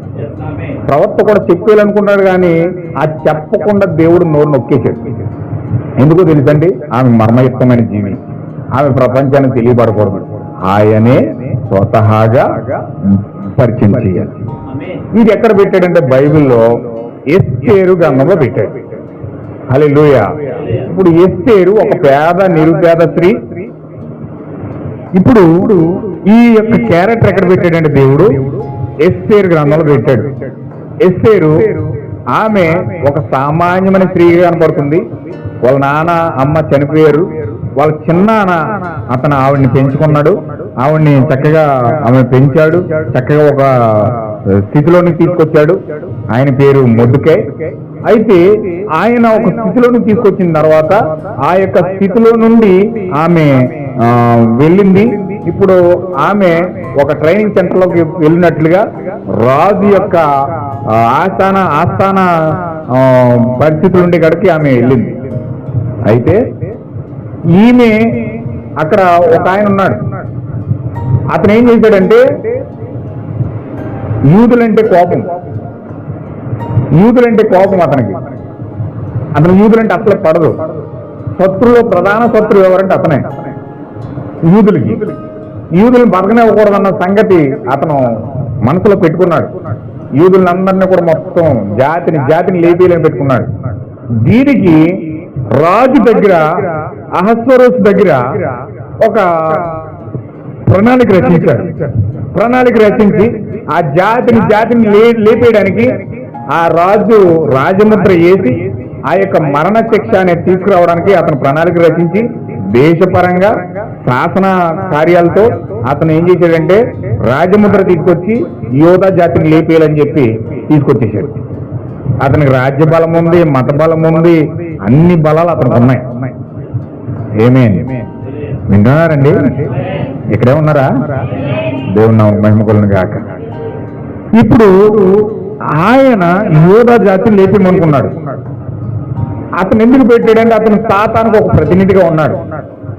సాతాను యొక్క లక్ష్యం ఏంటంటే, సాతాను యొక్క గోల్ ఏంటంటే, సాతాను యొక్క ప్రధాన లక్ష్యం ఏంటంటే దేవుని యొక్క నిజమైన జన్యువు కలిగిన జీవితాలన్నీ కూడా ప్రపంచంలో పూర్తిగా తుడిచిపెట్టేయాలని ప్రధాన లక్ష్యం అన్నాడు. హల్లెలూయా. దేవుని యొక్క కుటుంబం ఉంది. నక్షత్రంలో రాశాడు, ఆకాశంలో రాశాడు ఆ కుటుంబాన్ని, పిరమిడ్లో రాశాడు ఆ కుటుంబాన్ని, బైబిల్లో రాశాడు ఆ కుటుంబాన్ని. ఇప్పుడు దేవుని యొక్క కుటుంబం భూమి మీద ఉంది. ఇప్పుడు దేవుని యొక్క కుటుంబం భూమి మీద ఉంది. ఆ కుటుంబంలో ఎవరైతే ఉన్నారో, ఏ సభ్యులైతే ఉన్నారో ఆ సభ్యులందరినీ గుర్తించి మొత్తం ఆ యొక్క జాతిని పూర్తిగా లేపేద్దామని ప్రణాళిక రచించేవాడు ఎవరంటే సాతాను ఉన్నాడు. హల్లెలూయా. దేవుని యొక్క సంతానం ఎల్లప్పుడూ కూడా సాతాను పెట్టే శిక్షలకు గురవలసిందే. ఎందుకంటే వాడు టార్గెట్ చేశాడు ఆదిలోనే. వాడి టార్గెట్ ఏంటంటే దేవుని యొక్క కుటుంబంలో ఉన్న ప్రతి ఒక్కరిని పూర్తిగా తుడి చేయాలి. వాడి కంకణం కట్టుకున్నాడు అహస్వరోషు దగ్గర, చంపేద్దామని. అయితే అద్భుతంగా ఇతని పక్షాన్ని నిలిచింది ఎవరంటే మొర్దెకై అని ఒక వ్యక్తి నిలబడ్డాడు. ఈ మొర్దెకై ఏం చేస్తున్నాడంటే రాజుకి రాణికి సమాచారం వేస్తున్నాడు. సమాచారం ఇచ్చి రాజు దగ్గర ఉన్న ఆ విషయాలన్నీ కూడా రాణికి చెప్తున్నాడు. రాణి దగ్గర ఉన్న విషయాలన్నీ రాజుకి చెప్తా ఉన్నాడు. ఇలా జరుగుతూ ఉంది వాళ్ళిద్దరి మధ్యలో. వాస్తవంగా ఈ యొక్క రాణికి ఈ యొక్క ప్రణాళిక అంతా తెలియదు, ఈ యొక్క చట్టం అంతా తెలియదు. వాడు ఎలా చేతులు పడుతున్నాడు, వాడు ఎలా ఈ యొక్క జనాంగాన్ని చంపేయాలని ప్రణాళిక రచించాడు, ఇవన్నీ కూడా ఏమీ తెలియకుండా ఒక అమాయకమైన స్త్రీ వలె ఈమె తిరుగుతూ ఉంది. హల్లెలూయా. కానీ ఆ మొర్దెకై ఏం చేశాడంటే ఆమెను చక్కగా తీసుకొచ్చి ఒక క్రమశిక్షణ నేర్పించాడు. స్త్రీ అంటే ఎలా ఉండాలో, ఏ విధంగా వస్త్రధారం ధరించాలో, ఏ విధంగా మాట్లాడాలో, ఎటువంటి ముదురైన మాటలు మాట్లాడితే ఎదుటి వారిని ఆకర్షించగలుగుతామో, ఎలాంటి వాక్యం వాళ్ళు మాట్లాడాలో, ఎలా జీవించాలో, ఆ వాక్య క్రమం అంతయు కూడా, ఒక క్రమశిక్షణ జీవితం అంతయు కూడా ఆ మొర్దెకై ఆ స్త్రీకి నేర్పించాడు. హల్లెలూయా. ఆ మొర్దెకై ఎలాంటి వస్త్రం వేసుకోమంటే ఆ యొక్క స్త్రీ ఎస్తేరు అదే వస్త్రాన్ని వేసుకునేది. ఏమా ఈమె సొంత తలంపు లేదు, ఈమెకు సొంత ఆలోచన లేదు. మొద్దుగా ఏదైతే చెప్తున్నాడో అదే చేసేది, వేరే దానిని ఆమె చేసేది కాదు. ఈ మొద్దుగా దేనికి సాదృశ్యంగా ఉన్నాడంటే ఒక ప్రవర్తకు సాదృశ్యంగా ఉన్నాడు. ఏమైనా హల్లెలూయా. దేవుని యొక్క నిజమైన దేవుని పిల్లలు ప్రవర్తన పరిపూర్ణంగా వాళ్ళు వెంబడించడానికి ఇష్టపడతారు. ఆ ప్రవర్త ఏదైతే చెప్పాడో, దేవుని యొక్క మాట ఏదైతే మోసుకొచ్చాడో, ఏదైతే వాక్యాన్ని సెలవిచ్చాడో, ఆ సెలవిచ్చిన మాట తప్ప మరొక దానిని వాళ్ళు చేయరు. ఆమేన్. హల్లెలూయా. సొంత ఆలోచన తెలిపేవారు సొంత ఆలోచన తెలిపోతారు, వాళ్ళ ఇష్టానుసారంగా తిరుగులు, వాళ్ళ ఇష్టానుసారంగా తిరుగుతారు. అక్కడ చాలా మంది అమ్మాయిలు ఉన్నారు, వాళ్ళ ఇష్టానుసారంగా తిరిగి వాళ్ళు తిరుగుతున్నారు, వాళ్ళ ఇష్టానుసారంగా డ్రెస్లు వేసుకున్న డ్రెస్ వేసుకున్నారు, పొట్టు డ్రెస్సులు, కొరస డ్రెస్సులు, రకరకాల డ్రెస్సులన్నీ వేసుకుని రకరకాల అక్కడ పురుషులను ఆకర్షిస్తూ, అక్కడ స్త్రీలను ఆకర్షిస్తూ చాలా భయంకరంగా లిప్స్టిక్లు మొత్తం పేడంతా ముఖానికంతా రాసేసి, ఆ మొత్తం ఆ లిప్స్టిక్లన్నీ పెదాల మీద రాసేసి ఇంతంత ముళ్ళు వేసుకుని పిలకలు వేసుకుని వాళ్ళు చాలా ఫ్యాషన్ షో చేస్తున్నారు. చాలా భయంకరంగా అక్కడ పరిస్థితి. వాళ్ళు ఎవరు కూడా వారి యొక్క ప్రవర్త, వారి యొక్క జీవితాన్ని ఎవరైతే నిర్దేశిస్తున్నాడో ఆ నిర్దేశించే వ్యక్తిని వాళ్ళు పగబెట్టుకుని వాళ్ళ ఇష్టానుసారంగా వాళ్ళు జీవిస్తూ ఉన్నారు. హల్లెలూయా. ఏమైనా వింటున్నారా? ఏమా ఈ కాలం యొక్క ప్రవర్త మాట చెప్పాడు, ఒక కథ చెప్పాడు. ఆ చెప్పి నేను మళ్ళీ సబ్జెక్టులోకి వెళ్తాను. నేను త్వరగా ముగించాలనుకుంటున్నాను. దేవుడు సహాయాన్ని బట్టి నేను త్వరగా ముందుకు వెళ్తాను. మీరు కొంచెం జాగ్రత్తగా మీరు దృష్టి పెట్టాలని ప్రభువైన యేసుక్రీస్తునామమున మనం చేస్తా ఉన్నాం. ఈ కాలంలో దేవుని యొక్క ప్రవర్త విలియం బ్రహ్మ కథ చెప్పాడు. ఆ కథ ఏంటంటే, అమెరికా నుంచి ఒక ఆర్ట్ నేర్చుకుందామని, ఒక ఆర్టిస్ట్గా మారడానికి ఎక్కడ నేర్పిస్తారంటే, ఆర్ట్ చేయడం బాగా ఎక్కడ నేర్పిస్తారంటే ట్రైనింగ్ సెంటర్ ఎక్కడ ఉంటుందంటే ఇటలీలో ఉంటుంది. రోమ్ వెళ్ళారు వాళ్ళు. అమెరికా నుంచి ఒక 20 మంది స్టాఫ్ తీసుకుని ఒక 2 ముగ్గురు నలుగురు కుర్రలు ఏం చేశారంటే, ఆ యొక్క అమ్మాయిల్ని ఒక 20 మందిని తీసుకుని అమెరికా దేశం నుంచి ఇటలీ ప్రాంతం వెళ్ళారు.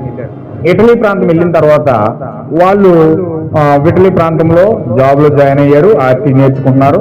వాళ్ళ కార్యక్రమం అంతా వాళ్ళు కొనసాగించుకుంటా ఉన్నారు.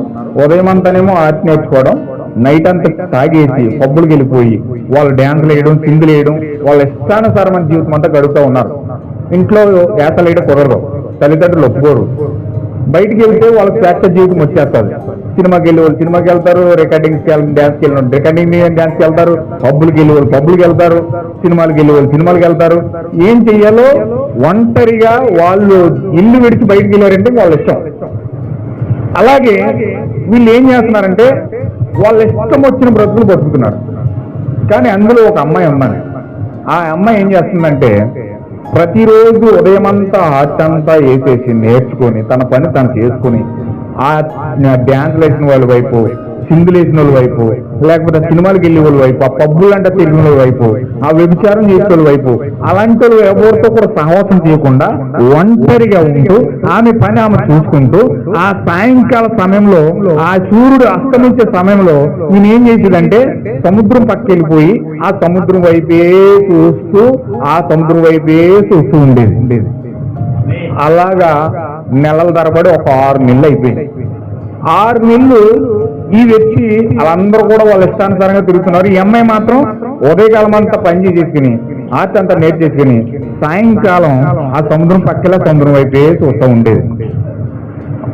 ఈ అమ్మాయిని ఒక వ్యక్తి గమనిస్తున్నాడు.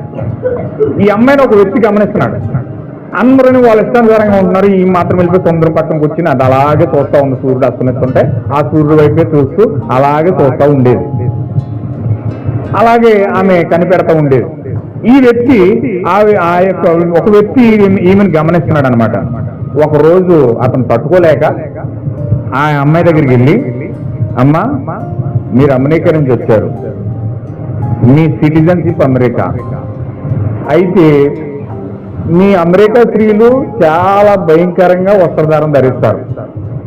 అమెరికా స్త్రీలు అంటే వాళ్ళకి పైన కింద చిన్న చిన్న గుడ్డముక్కలు ఎత్తుకుంటారు తప్ప వాళ్ళకి ఒంటి నిండా బట్టలు ధరించుకోరు. అమెరికా ఉన్న పేరు అది.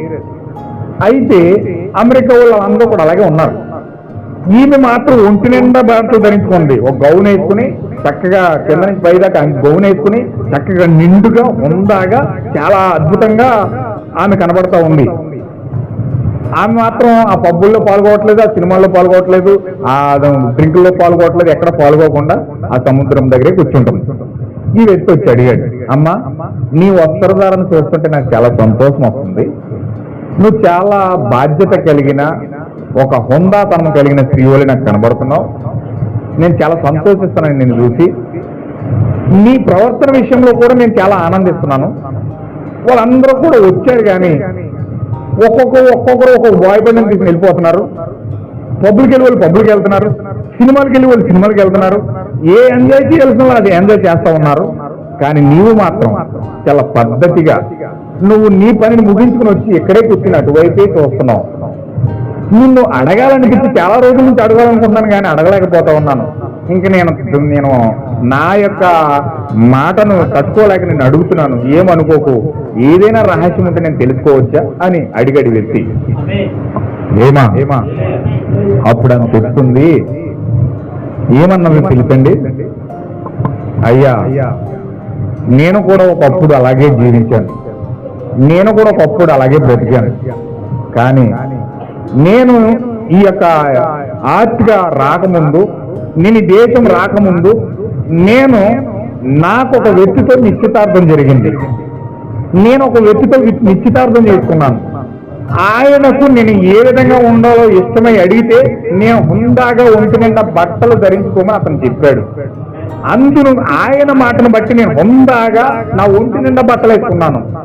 నేను పబ్బులకు వెళ్ళడానికి ఇష్టం లేదు, నేను డ్యాన్సులు వేయడానికి ఇష్టం లేదు, నేను ఆ యొక్క నటన నటించే కార్యాలన్నీ నాకు ఇష్టం లేదు, ఆయనకి ఇష్టం లేదు. నాకు చెప్పాడు కనుక నేను ఆ విధంగా నీకు ఇష్టమైనట్టుగా నేను ఉంటానని అతనికి నిశ్చితార్థం రోజున నేను మాట ఇచ్చాను. ఆమేన్, హల్లెలూయా. ఆ నిశ్చితార్థం రోజున నేను నా యొక్క కాబోయే భర్తకు నేను మాట ఇచ్చాను. ఇప్పుడు నేను నా యొక్క కాబోయే భర్తను ఎప్పుడు నేను కలుసుకుంటానా, నా ట్రైనింగ్ ఎప్పుడు అవుతావా, ఎప్పుడు ఈ సముద్రము దాటి వెళ్ళి నా యొక్క రాకుమారి నేను కలుసుకుంటానా అని నేను ప్రతిరోజు నేను వచ్చి ఎదురు చూసేది ఎవరి కోసం అంటే నా యొక్క కాబోయే భర్త కోసం ఎదురు చూస్తాను. ఆమేన్, హల్లెలూయా. అతనికి ఇష్టం లేని పని ఏది కూడా నాకు చేయడం ఇష్టం లేదు. అందుకే నేను అన్నిటినీ పక్కన పెట్టి నేను నాకు ఇచ్చిన నా భర్తకి ఇచ్చిన మాట కోసం నేను వాళ్ళ దగ్గర ఉంటే చెడిపోతాను, నేను వాళ్ళ దగ్గర ఉంటే పాడైపోతాను. అందుకని వాటికి దూరంగా వచ్చి నాకు కాబోయే భర్త కోసం నేను ఆలోచిస్తూ ధ్యానిస్తున్నానని చెప్పి ఆమె కన్నీరు కారుస్తూ మాట చెప్పింది. హల్లెలూయా. ఆ యొక్క వ్యక్తి విన్న వచ్చి కన్నీటి కార్చుకుంటూ, అమ్మా నీ యథార్థతను నేను మెచ్చుకుంటా ఉన్నాను, నిన్ను పొందుకోబోయే నీ భర్త చాలా అదృష్టవంతుడు, అతను లక్కీ ఫెలో, అతను చాలా నమ్మకమైన దాసుడై ఉన్నాడు, యథార్థవంతుడై ఉన్నాడు, అతను చాలా మంచి బాలుడై ఉన్నాడు. ఆ యొక్క మనస్తత్వానికి తగిన భార్య నీవే. హల్లెలూయా. దేవుని నామమునకు మహిమ కలుగును గాక. నిజమైన దేవుని యొక్క క్రైస్తవుడు, వాక్యానుసారంగా నడుచుకోవాలనే క్రైస్తవుడు బాప్తిజం పొంది యేసుక్రీస్తుకు ఒక మాట ఇస్తారు. అక్కడ బాప్తిజం పొందేటప్పుడు ఒక మాట ఇస్తారు, మరణమైన, జీవమైన, కరువైన, ఖడ్గమైన ఏ శ్రమలు వచ్చినా నువ్వు యేసుక్రీస్తు కోసం నువ్వు నిలబడతావా అని అడుగుతారు. హల్లెలూయా. yes నేను నిలబడతాను అని అక్కడ బాప్తిజం తీసుకుంటారు. ఆయన ఎటువంటి పరిస్థితుల్లో కూడా ఆయన వాక్య ప్రకారంగా కాకుండా వేరే విధంగా జీవించనని నువ్వు ఆయనకి వాగ్దానం చేస్తావా? ఎస్ నేను ఆయన వాగ్దానం చేస్తాను. నువ్వు బాప్తిజం పొందినప్పుడు, ఆ నిశ్చితార్థం జరిగినప్పుడు, ఆ యొక్క నీ బాప్తిజమే నీ నిశ్చితార్థమై ఉన్నది, నీ ప్రధానమై ఉన్నది. అక్కడ నువ్వు ప్రదానం చేయబడినప్పుడు, ఆ నిశ్చితార్థం చేయబడినప్పుడు దేవుడికి ఇచ్చిన మాట ప్రకారము ఆ స్త్రీ ఎలాగైతే నా రాకుమారిని కలుసుకోబోతా ఉన్నాను, నేను ఒకనొక రోజు ఆయన కలుసుకుంటాను, నేను ఆయనకి ఇచ్చిన మాటను బట్టి ఈ భూమి మీద యథార్థంగా బ్రతుకుతాను, నీతిగా బ్రతుకుతాను, పాపంతో నేను కలను, వేశ్యలతో కలవను, లోకంతో కలవను, దెయ్యాలతో కలవను అని ఎప్పుడైతే యథార్థంగా నిలబడి ఆ యొక్క వాక్యం కొరకు ఎప్పుడైతే నిలబడతావో హల్లెలూయా, అప్పుడు దేవుడు నీలోన గుణశీలాన్ని గుర్తించి నిజమైన ఎస్తేరుగా నేను భావించి ఆ యొక్క ఎస్తేరు ఆ విధంగా యథార్థముగా నిలబడినప్పుడు ఆ యొక్క అహస్వరాజుకి ఎస్తేరు కృప పొందినది ఆయనట. హల్లెలూయా. ఏమైందండి? కృప పొందిన స్త్రీ అయిపోయింది. ఆమె ఎంత అద్భుతమైన స్త్రీ అంటే ఈ అహస్వరాజు కంట ఆమెతో మాట్లాడుతుంటే ఆమె మీద జాలి పుట్టిందంట. జాలి, కరుణ. మాట్లాడుతుంటే ఆ స్త్రీ మాట్లాడుతుంటే కోపగించుకోపోయి ఆమె మీద జాలి పుడుతున్నాడు. అలాంటి పరిస్థితుల్లోనికి ఎస్తేరు నెట్టబడింది. ఎందుకో తెలుసండి? ఆమెలో ఉన్న యథార్థత, ఆమెలో ఉన్న నీతి. ఆ యొక్క నిజమైన జీవకణం ఉన్న వ్యక్తి ఏ విధంగా భూమి మీద బ్రతుకుతాడో, నిజమైన దేవుని యొక్క జన్యు భూమి ఆ వ్యక్తిలో ఉన్నప్పుడు ఏ విధంగా భూమి మీద అతను బ్రతుకుతాడో ఆ యొక్క జీవితాన్ని దేవుడు ఎస్తేరులో పెట్టి చూపించాడు. హల్లెలూయా. అంటే ఎస్తేరు బ్రతికింది, ఆమె పరిశుద్ధురాలు, దేవునితో బ్రతికింది కాబట్టి అలా బతికేసింది. అలాగే మనం ఎక్కడ బతుకుతాం అనుకుంటారు చాలా మంది. ఓ ఎత్తుతా అన్నాడు, అబ్రహాం ఇలా చేశాడండి, అబ్రహాం ఇలా బతికాడు, అబ్రహాం ఇలా మాట్లాడాడు, అబ్రహాం ఇలా వాక్యం బట్టి నడిచాడు, మరి మనం ఎందుకు నడవకూడదని ఒక వ్యక్తిని అడిగాను. ఆ వ్యక్తి అన్నాడు, ఆయన దేవుని సేవకుడు అండి, దేవుని చేత పిలువబడిన ప్రవర్త అండి, ప్రవర్తల కాబట్టి అలా బతికాడు. మనం ఎక్కడ బతుకుతాం? మన వాళ్ళు ఎక్కడ అవుతుంది? మన మనుషులు, మన ఆయన మనిషి అది. హల్లెలూయా. అంటే వాళ్ళ ప్రవర్తన కాబట్టి బతికారంట, మనం బతకలేమంట. వాళ్ళు దేవుడితో మాట్లాడారు కాబట్టి బతికారంట, మనం బతకలేమంట. అంటే దేవుడు వాళ్ళకో రూలు మనకో రూలు పెట్టాడు. దేవుడు వాళ్ళకో శాస్త్రం మనకో శాస్త్రం ఇచ్చాడు. దేవుడు వాళ్ళకో సిద్ధాంతం మనకో సిద్ధాంతం ఇచ్చాడు. అలా అనుకోవాలా? హల్లెలూయా. వాళ్ళు ఎంత నీతిగా బతికారంటే వాళ్ళలో ఉన్న నమ్మకత్వాన్ని వ్యక్తపరిచారు, వాళ్ళలో ఉన్న యథార్థతను వ్యక్తపరిచారు. వాళ్ళు వాక్యంతో నిలబడ్డారు కాబట్టి దేవుడు వాళ్ళతో నిలబడ్డాడు. హల్లెలూయా. నువ్వేమో కళ్ళబొల్లు కౌరులని చెప్పేసి ఇష్టం వచ్చినట్టు జీవించేసి దేవుడు నా పక్షాన్ని నిలబడాలి, దేవుళ్ళ నీ బతికేళ్ళకి నెల కుదురుతుంది. ఎలాగవుతుంది అది? నీ ఇష్టానుసారంగా నువ్వు వెళ్ళిపోతావు, నీ ఇష్టానుసారంగా నువ్వు నడిచేస్తావు, నీ ఇష్టానుసారంగా ఆలోచించేస్తావు, నీ ఇష్టానుసారంగా నీ ప్రవర్తన అంతా మూర్ఖత్వంతో ముందుకు వెళ్ళిపోతావు. దేవుడు మాత్రం దగ్గరకు వచ్చి నీపై జాలి చూపించేయాలి, నీ కృపనిచ్చేయాలి, నీకు ఆరోగ్యం ఇచ్చేయాలి, నీకు స్వస్థత ఇచ్చేయాలి, నీకు విమోచన ఇచ్చేయాలి, ఆ యొక్క ఆయురారోగ్యాలను ఇచ్చేయాలి, బంగారం ఇచ్చేయాలి, బిల్డింగ్ ఇచ్చేయాలి, మనకు తెలియజేయాలి. అన్ని కూడా దేవుడు చేసేయాలి. నువ్వు మాత్రం నీ ఇష్టానికి తీసుకొచ్చినట్టు ఉంటావు, నువ్వు మాత్రం నీ ఇష్టానుసారంగా వెళ్తావు. దేవుడు మాత్రం ఇవన్నీ చేసేయాలి. ఆయనకి జాలి పుట్టదు కానీ నీకు మాత్రం జాలి పుట్టదు, ఆయనకే ప్రేమ పుట్టాలి నీకు మాత్రం పుట్టదు. హల్లెలూయా. అంటే నువ్వు ఇలా వెళ్ళిపోతా ఉంటే, నువ్వు ఇలా చేస్తా ఉంటే దేవుడు ఒప్పుకుంటాడా? దేవుడు నడుస్తాడా? ఎంతకాలం నడుస్తాడు? ఏ విధంగా నడుస్తాడు? నువ్వు అప్పగించుకోకుండా, నువ్వు వాక్యానుసారంగా నడవకుండా, వాక్యానుసారం నువ్వు ఒప్పుకొని నీలో జరగకుండా, నువ్వేమీ వాక్య ప్రకారం నడవకుండా నడవాలనే ఆసక్తి కూడా నీళ్ళు లేకుండా మొండి వైఖరితో మూర్ఖత్వంతో ముందుకు వెళ్తా ఉంటే ఏ విధంగా దేవుడు నిన్ను నడిపిస్తాడు, లీడ్ చేస్తాడు? చెప్పండి ఒకసారి.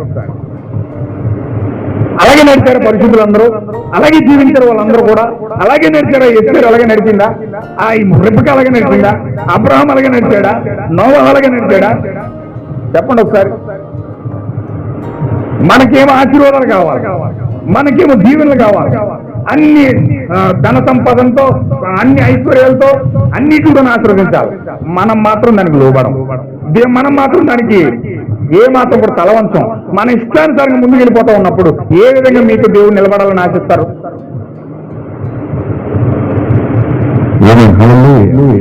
యేసుక్రీస్తు యెషయాలో పలుకుతున్నాడు. ఏమాట అంటాడంటే చూడండి ఒకసారి, ఆయన మాట్లాడే మాట చూడండి. 1వ అధ్యాయము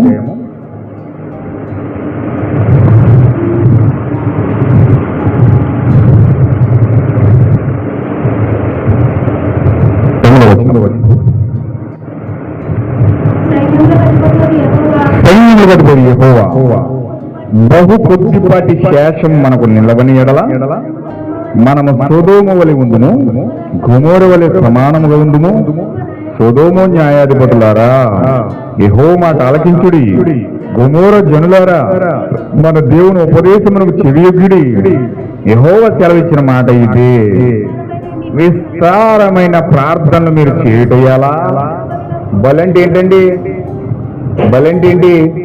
ప్రార్థన అంటే విస్తారమైన ప్రార్థనలు చేసేసి దేవుడు వినేస్తాడా? పొడవాటి ప్రార్థనలు చేసేస్తే నువ్వు దేవుడు వినేస్తాడా? నువ్వు ఎన్ని ప్రార్థనలు చేయి, దేవుడు విననే వినడం. ఎందుకంటే దేవుడు చెప్తున్నాడు, ముందు దేవుని ఉపదేశానికి చెప్పుకోండి, దేవుని మాటను వినండి ఫస్ట్, ఆ మాటను బట్టి మీరు ప్రార్థన చేయండి అని చెప్తున్నాడు. మాటనేమో పక్కనెట్టేసి విస్తారమైన ప్రార్థన చేసి దేవుడు వింటాడా? వింటాడండి? ఎలా వింటాడు ఆయన? ఆయన చెప్పింది ఒకటి, నువ్వు చేసేది ఒకటి, ఆయన మాట్లాడుతున్న ఒకటి, నువ్వు ప్రవర్తించే విధానం ఒకటి. నీకు మాత్రం దేవుడు ప్రార్థన వినేయాలి, నీకు జవాబు ఇచ్చేయాలి.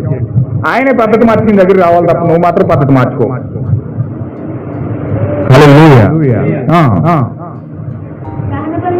దహన బలులకు స్తోత్ర పొట్టేళ్లను బాగుగా వేసిన దూడల కొవ్వును నాకు వెక్కసమైన కోడెల రక్తమందైనను, గొర్రె పిల్లల రక్తమందైనను, మేకపోతుల రక్తమందైనను నాకు ఇష్టం లేదు. నా సన్నిధినికి కనబడవాలని మీరు వచ్చున్నారే, నా ఆవరణను తొక్కుటకు మిమ్మల్ని రమ్మన్నవాడు ఎవడు? అసలు దేనికి వస్తున్నారు?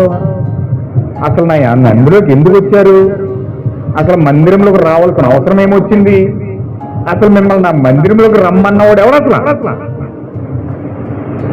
దేవుడు ఎలా మాట్లాడుతున్నాడు చూడండి. ఇలా కూడా మాట్లాడతాడు దేవుడు, మాట్లాడతాడు. మరి హల్లెలూయా. అసలు నా దగ్గర రమ్మని చెప్పింది ఎవడ మీకు? అసలు నా చర్చిలోకి రమ్మని, నా మందిరంలోకి రమ్మని మీకు ఎవరు చెప్పాడు? అసలు ఎవరు రమ్మన్నాడు అసలు మిమ్మల్ని? వాడు అడుగుతున్నాడు ఆయన. ఎందుకని వచ్చింది? ఎందుకు? బ్రతిమాలుకుని పశ్చాత్తాపడి మంచి ఒప్పుకొని, ప్రభు నాకు ఆత్మ కావాలి, నాకు జీవం కావాలి, నాకు నీ పరిశుద్ధాత్మ కావాలి, నేను దానికోసం బ్రతుకుతున్నాను, నేను నీ కృపను పొందుకోవాలి, నేను నీ జీవం పొందుకోవాలి, నేను నీ కోసం బ్రతకాలి, నీ కొరకు నేను జీవిస్తానని చక్కగా భయపడుతూ, భయముతోను భక్తితోను దేవుని సన్నిధి వెతకడానికి రావాలి. ఏమా వెళ్ళొచ్చేమో వాళ్ళ మొక్కలు చూస్తారు, వీళ్ళ మొక్కలు చూస్తారు, అటు చూస్తారు, ఇటు చూస్తారు, ప్రార్థన ఉండదు, ఏముండదు. రకరకాలుగా గర్విష్ఠతనంతో, మోక్షత్వంతో ఏదో వచ్చాము చెల్లాం, ఏదో చేసాం అన్నట్టుగానే చేస్తారు తప్ప వారి నిజంలో, వారి జీవితాల్లో నిజమైన ఆత్మ సంబంధమైన భావనతో, భయముతోను భక్తితోను దేవుని సన్నిధిని వెతకడానికి వారి జీవితాలు నమస్కరించడం లేదు. ఎందుకు ఇలా జరుగుతుందంటే, ఏదో ఒక లాభాన్ని ఆశించో, ఏదో ఒక ఫలాన్ని ఆశించో, ఏదో దేవుడి దగ్గర నుంచి ఏదో మేలాశించో వీళ్ళు దేవుడిని వెంబడిస్తున్నారు. కానీ నిజముగా విమోచన ప్రణాళికలు వీళ్ళు భాగస్థులై ఉన్నారన్న సంగతి వీళ్ళు గుర్తించడం లేదు. ఏమా అందుకు అడుగుతున్నాడు దేవుడు, అసలు నా మందిరం రమ్మన్నవాడు ఎవడయ్యా? అసలు మేము ఎందుకు వస్తున్నారు? మరి దేనికి వస్తున్నారు? ఏం నేర్చుకుంటూ వస్తున్నారు? ఏం పొందుకోవడానికి వస్తున్నారు? ఏ ఆచారం, ఏ సిద్ధాంతం, ఏ ఎంతమైన ఆరాధన దేనికోసం చేస్తున్నారు మీరు అందరూ? నాకు అన్ని అసహ్యమైపోయినాయి. మీ బలులు, మీ కొవ్వులు, మీ మేకపోల రక్తం, ఆ గొర్రె పిల్లల రక్తం, ఆ కోళ్ళ రక్తం నాకు ఎక్కసమైపోయింది. ఆటి అంత నాకు అసలు ఆసక్తే లేదు. నేను దాన్ని కోరుకోవట్లేదు. ఏమా నేను దాన్ని కోరుకోవట్లేదు. నాకు అదొద్దు. బలులు నేను కోరుకోవట్లేదు. నా మాట వినడమే శ్రేష్టమై ఉన్నది. మీరు నా మాట వినాలి, నా మాట చెప్పినట్టుగా చెయ్యాలి. మీ ఆలోచన బట్టి కాదు, నా ఆలోచన బట్టి మీరు కట్టబడాలి. ఎందుకంటే మీరు నా వాక్యంలో వాక్యమై ఉన్నారు, నా తలంపులో తలంపై ఉన్నారు, నా ఉద్దేశంలో ఉద్దేశమై ఉన్నారు, నా యొక్క వాక్యంలో మీరు భాగమై ఉన్నారు. కనుక నేను ఎలాగ ఆలోచిస్తున్నాను మీరు ఆలోచించాలి. ఏమని చెప్పి తెలుసండి యేసుక్రీస్తు యొక్క మనసు ఏదైతే ఉన్నదంట, ఆ మనసుకు సమానుభావముగా మనము కూడా వెళ్ళిపోవాలట. పౌలు గారు అన్నాడు, అంటే యేసుక్రీస్తు యొక్క మనసు ఎలాగ ఆలోచిస్తుందో నువ్వు కూడా అలా ఆలోచించాలి. అప్పుడే నువ్వు విమోచన పొందుకున్నావు అని అర్థం. కానీ మనం ఏం చేస్తాం తెలుసు, ఇక్కడ యెషయా మాట అన్నాడు, ఆయన ఆలోచన వేరు, మన ఆలోచన వేరు. ఆయన తలంపులు వేరు, మన తలంపులు వేరు. ఆయన ఆలోచనలకి మన తలంపులకి, ఆకాశానికి భూమికి ఉన్నంత తేడా ఉందట. ఏమన్నాడండి? ఆకాశానికి భూమికి ఎంత దూరం అయితే ఉందో ఆయన ఆలోచనలకి మన ఆలోచనకి అంత దూరం ఉందంట. అలాగని ఎస్ఐ అన్నాడు. కానీ పౌలు గారు అన్నాడు, అంత దూరం కాదయ్యా నాయన, మీ ఆలోచన యేసుక్రీస్తు ఆలోచన ఒకటో వాళ్ళన్నాడు. అప్పుడు నువ్వు పరిపూర్ణం అవుతావు, అప్పుడు నువ్వు విమోచన పొందుకుంటావు. విమోచన పొందుకున్నావు అనడానికి రుజువు ఏంటంటే నీ ఆలోచన ఆయన ఆలోచన ఒకటే. ఏమా అయితే ఖచ్చితంగా ఈ సమయంలో దేవుడు మనకు ఒక విమోచన ప్రణాళిక ఇచ్చాడు కాబట్టి ఖచ్చితంగా ఆయన ఆలోచన మన ఆలోచన ఒకటవ్వాలి కాబట్టి ఇప్పుడు దేవుడు ఏం చేస్తున్నాడంటే ఆకాశంలో ఉన్న బైబిల్, రాయబడిన బైబిల్, పిరమిడ్ లో పెట్టిన బైబిల్ ఇవన్నీ ఒకటిగా చేసి విమోచన ప్రణాళిక నీకు ఇచ్చి నిన్ను విమోచించి నిన్ను ఆ విమోచన ద్వారా నూతన ఏదైనా తీసుకెళ్లిపోతూ ఉన్నాడు. ఇప్పుడు ఆ విమోచించబడిన తర్వాత దేని ద్వారా విమోచించబడతావు? మరి నువ్వు దేని ద్వారా విమోచించబడతావు? ఏమన్నా వింటున్నారా? నువ్వు దేని ద్వారా విమోచించబడతావు? నువ్వు విమోచించబడే మార్గం ఏంటి? దేవుడు నీకు ఏ మార్గం పెట్టాడు?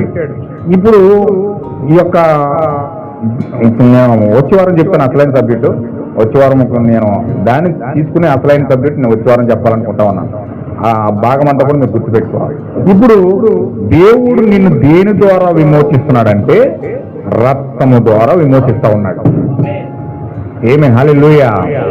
రక్తము ద్వారా నిన్ను విమోచిస్తున్నాడు. ఎందుకు రక్తం ద్వారా విమోచిస్తున్నాడంటే ఆది కాండములు మొదలు పెట్టాడు రక్తమును గూర్చి ప్రకటన గ్రంథం వరకు కూడా రక్తాన్ని వాడుతూ ఉన్నాడు. చూడండి, రక్తమున్న బలి మీద ఏబేలు రక్తాన్ని ప్రోక్షించినప్పుడు ఏబేల్ని దేవుడు ఆహ్వానించాడు, ఆయన స్వీకరించాడు. ప్రవక్తలందరూ కూడా రక్తాన్ని ప్రోక్షించుకుంటూ వచ్చారు.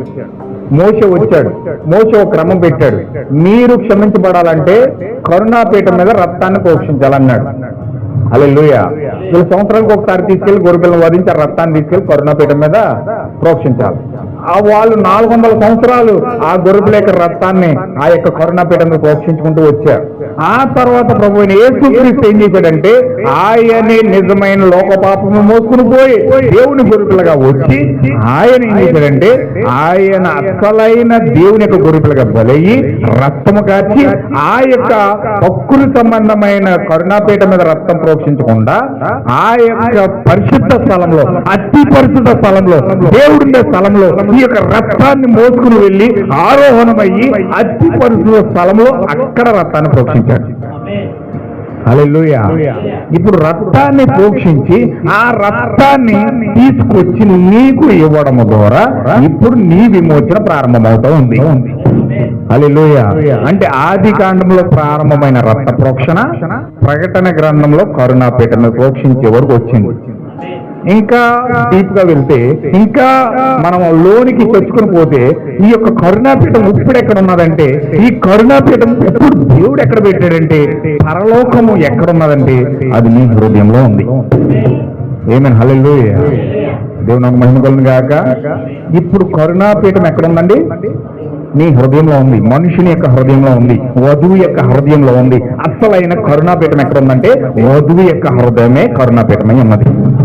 హల్లెలూయా. ఇప్పుడు ఆ కరుణాపీఠం మీద రక్తాన్ని ప్రోక్షించాలి. ఇప్పుడు ఆ కరుణాపీఠం రక్తాన్ని వధువు అయిన యేసుక్రీస్తు సాక్షాత్తు వచ్చి ఆ వధువు యొక్క కరుణాపీఠం మీద రక్తాన్ని ప్రోక్షించాలి. ఆ యొక్క రక్తాన్ని ఎప్పుడైతే ప్రోక్షిస్తాడో అప్పుడు అక్కడ పరిపూర్ణమైన విమోచన జరిగిందో ఆ విమోచన తరువాత అక్కడున్న వధువు బయటకు వస్తా ఉంది. హల్లెలూయా. అంటే నీవు రక్తం ద్వారా కడగబడి రక్తం ద్వారా పోషించబడి అమూల్యమైన యేసుక్రీస్తు యొక్క రక్తం వచ్చి వధువు యొక్క హృదయాన్ని ఎప్పుడైతే తాకుతుందో అప్పుడు వధువు బయటకు వస్తా ఉందన్నమాట. హల్లెలూయా. అంటే దేవుని యొక్క వధువు బయటికి రావాలంటే ఆ యొక్క ఆత్మ సంబంధమైన వధువుగా బయలుపరచబడాలంటే రక్తము ఆమెను తాకాలి. మరి రక్తం ఎక్కడ ఉంది? 2000 సంవత్సరాల క్రితం కల్వరి నీటిలో కాచిన రక్తం ఎండిపోయింది. అది ఎక్కడుందో ఇప్పుడు వరకు ఎవరికి తెలియదు. కానీ ఆ రక్తం ఎక్కడుంది? దేవుడు ఆ రక్తాన్ని ఏం చేశాడంటే కరుణాపీఠం నుంచి ప్రోక్షించడానికి ఆయన రక్తాన్ని పట్టుకుని అతి పరిశుద్ధ స్థలంలోకి వెళ్ళిపోయాడు. హల్లెలూయా. ఒక్కసారి ఆ లేఖనాన్ని చదివి నేను కోట్ చేస్తాను, కొంచెం జాగ్రత్తగా మీరు పట్టుకోండి. Okay, right. హెబ్రీ పత్రిక 9వ అధ్యాయము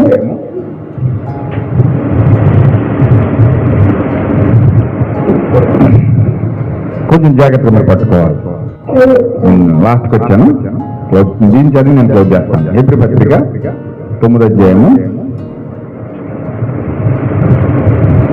11 వచ్చింది. 9:11.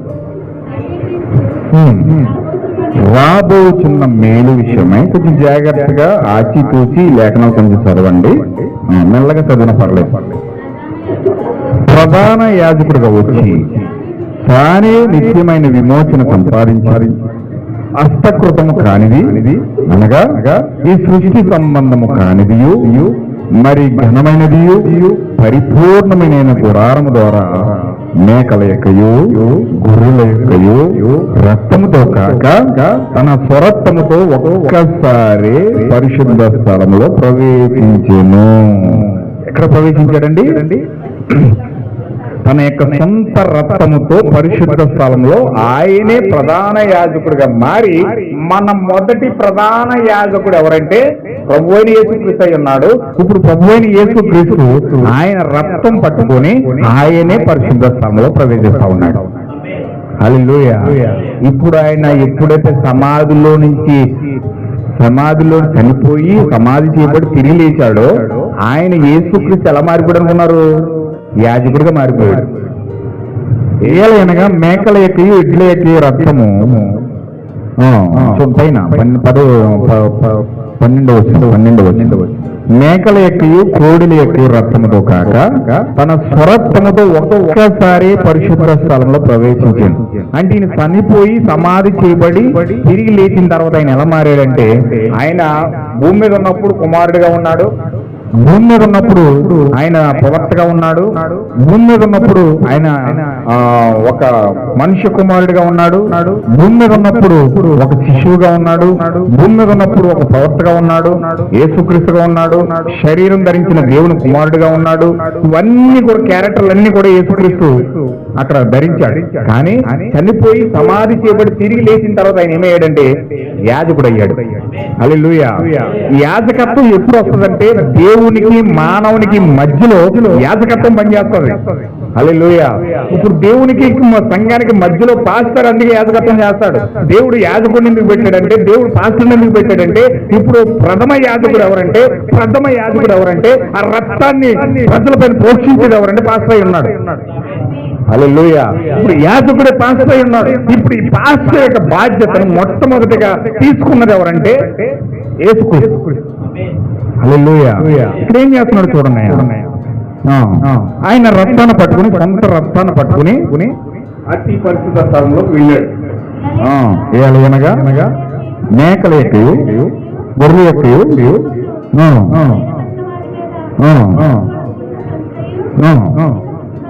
శరీర శుద్ధి కలిగినట్లు వారిని పరిశుద్ధపరిచిన ఎడల నిత్యుడగు ఆత్మ ద్వారా తన్ను తానే దేవునికి నిర్దోషిగా అర్పించుకుని క్రీస్తు యొక్క రక్తము నిర్జీవ క్రియలను విడిచి జీవము గల దేవుని సేవించుటకు నీ మనస్సాక్షిని ఎంతో ఎక్కువగా శుద్ధి చేయును.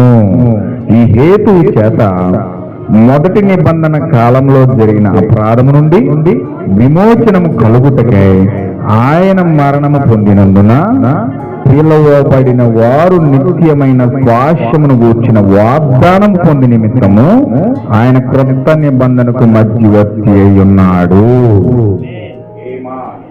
అంటే ఇప్పుడు ఆయన ఏమైనా చూడండి ఒకసారి. విమోచన ఇవ్వడానికి, మన స్వాస్థ్యాన్ని ఆయన మన జీవితాలకు ఇవ్వడానికి ఆయన మరణించి సమాధి చేయబడి ఆయన యాజకుడిగా మారాడు. ఇప్పుడు నీకు విమోచన ఇవ్వాలంటే ఆయన ఎలా మారాలి? ప్రధాన యాజకుడిగా మారాలి. ప్రధాన యాజకుడిగా మారి ఆ కార్యాన్ని ఎక్కడ పెట్టాడంటే, ఇప్పుడు నీకు విమోచన కలుగుతుందంటే ఆ ఆ పాస్టర్లో విమోచన సంకల్పాన్ని దేవుడు అక్కడ పెట్టాడు. కాబట్టి ఆ విమోచన సంకల్పం అంతా, ఆ యొక్క విధానం అంతా ఒక పాస్టర్లో కుమ్మరించాడు. కాబట్టి ఈ పాస్టర్ యొక్క జీవితాన్ని, ఒక విమోచన ఇచ్చే పాస్టర్ని ప్రజలు గుర్తించకుండా, ప్రజలు కనుగొనివ్వకుండా ఈ యొక్క సాధన ఏం చేశాడంటే అనేక వేల కోట్ల అబద్ధ పాత్రను సృష్టించాడు. హల్లెలూయా. డబ్బు కోసం పరిగెట్టి ఇవ్వడప్పుడు, సంపద కోసం పరిగెట్టి ఇవ్వడప్పుడు, పరువు కోసం పరిగెట్టేవాడు ఒకడు, హోదా కోసం పరిగెట్టేవాడు ఒకడు, పోస్టుల కోసం పరిగెట్టేవాడు ఒకడు, తిండి కోసం పరిగెట్టేవాడు ఒకడు, పొట్ట కోసం పరిగెట్టేవాడు ఒకడు. ఇలా పరిగెట్టి పాస్టర్ల వ్యాల్యూ లేకుండా, అసలు విమోచన అనేది ఎక్కడుందో తెలియకుండా, అసలు విమోచన పొందుకుంటామో లేదో తెలియకుండా, అసలు ప్రజలకు విమోచన ఉందో లేదో కూడా ఏంటంటే అయోమయమైన కేంద్రంలోనికి సాతాను నెట్టించాడు. అంటే విమోచన ఎలాగిస్తున్నానంటే, ఇప్పుడు దేవుడు ఆ విమోచన ఇవ్వడానికి ఒక మనిషిని ఎన్నుకొని, ఒక నిజమైన పాస్టర్ ఎన్నుకొని, ఆ యొక్క నిజమైన పాస్టర్ ద్వారా, ఆ యొక్క ఏరియా ద్వారా, ఆ యొక్క నూతన సంకల్పంతో ఆ పరిశుద్ధమైన రక్తాన్ని తీసుకొచ్చి ప్రజలను అప్లా చేసి, ఆ యొక్క రక్తం ద్వారా నూతన విమోచన స్వాస్థ్యాన్ని దేవుడు పంచి పెడతా ఉన్నాడు. ఇప్పుడు నీకు విమోచన ఎలా వస్తా ఉందంటే, దేవుడు వాగ్దానం చేయబడిన వ్యక్తి ఎప్పుడైతే నీ యొక్క వస్తాడో, ఆ వాగ్దానం చేయబడిన వ్యక్తి ఎప్పుడైతే శరీరం ధరిస్తాడో, ఆ మరుక్షణమే అతడి యొక్క నుంచి నీవు నీ స్వాస్థ్యాన్ని పొందుకుంటావు, నీ విమోచన పొందుకుంటావు. దేవుడు నాకు మహిమపడుగాక. ఆ యొక్క యాజకత్వాన్ని దేవుడు ఎవరికి ఇచ్చాడంటే ఏలియాకి ఇచ్చాడు.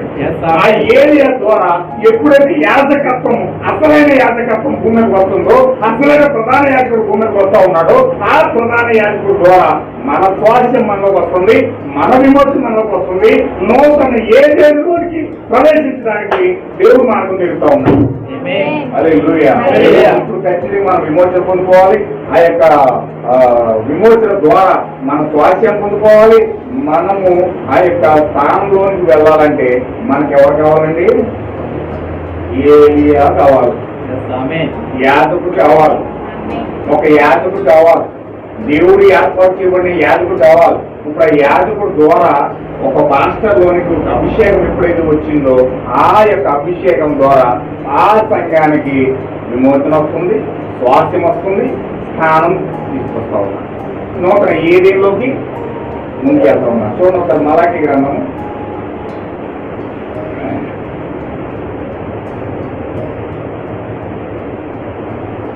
4:5 4 మలాకి 4 యెహోవా నియమించిన భయంకరమైన రాకమునుపు నేను ప్రవక్త ఏలియాను మీ ఎదురు పంపుదును. నేను వచ్చి దేశము తప్పింపకున్నట్టు పిల్ల తట్టును. ఈయన ఏం చేస్తున్నాడంటే, ఏలియా వచ్చి నిజమైన వాక్యం వైపు తిప్పి, నిజమైన విశ్వాసం వైపు తిప్పి, నిజమైన స్వాస్థ్యం వైపు తిప్పి, నిజమైన జీవితం వైపు తిప్పి, ఆయన ఏం చేస్తున్నాడంటే ఆయన నిజమైన యాజకత్వం చేసి క్రీస్తు వైపు తీసుకెళ్తా ఉన్నాడు. ఒక యాజకుడు, నిజమైన యాజకుడు ఎప్పుడు కూడా తన వైపు తిప్పుకోడు కానీ ఖచ్చితంగా వాళ్ళందరినీ కూడా క్రీస్తు వైపు తిప్పుతాడు. ఏలియా వచ్చి ఏం చేస్తున్నాడంటే ఆయన వైపు తిప్పుకోలేదు కానీ పిల్లలను తండ్రుల హృదయాలు తిప్పుతున్నాడు. అపోస్తులు పౌలు తిప్పుతున్నాడు. అపోస్తులు ఏం కలిగి ఉన్నారు? క్రీస్తు కలిగి ఉన్నారు. అపోస్తులు ఏం కలిగి ఉన్నారు? విశ్వాసం కలిగి ఉన్నారు. అపోస్తులు ఏం కలిగి ఉన్నారు? స్వాస్థ్యం కలిగి ఉన్నారు. అపోస్తులు ఏం కలిగి ఉన్నారు? వారి యొక్క విశ్వాసమైన పట్టుదల వాళ్ళు కలిగి ఉన్నారు. వారి వైపు ఎప్పుడైతే తిప్పాడో, ఆ యొక్క ఏలియా ప్రవక్త వచ్చి ఎప్పుడైతే ఆ యొక్క విశ్వాసం వైపు తిప్పాడో, ఇప్పుడు అక్కడ ఏం కట్టబడుతుందంటే, ఆ సంఘం ఎలా కట్టబడుతుందంటే, ఎఫెసీ పత్రిక 4:11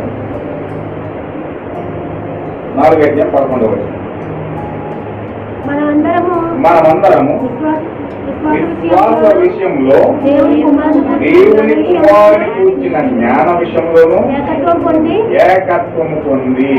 అంటే ఇందులో గడిబిడి లేదు, గోల్మాలు లేదు, గందరగోళం లేదు, పౌలను లేదు. ఇక్కడ అందరూ కూడా ఏం పొందుకుంటారండి?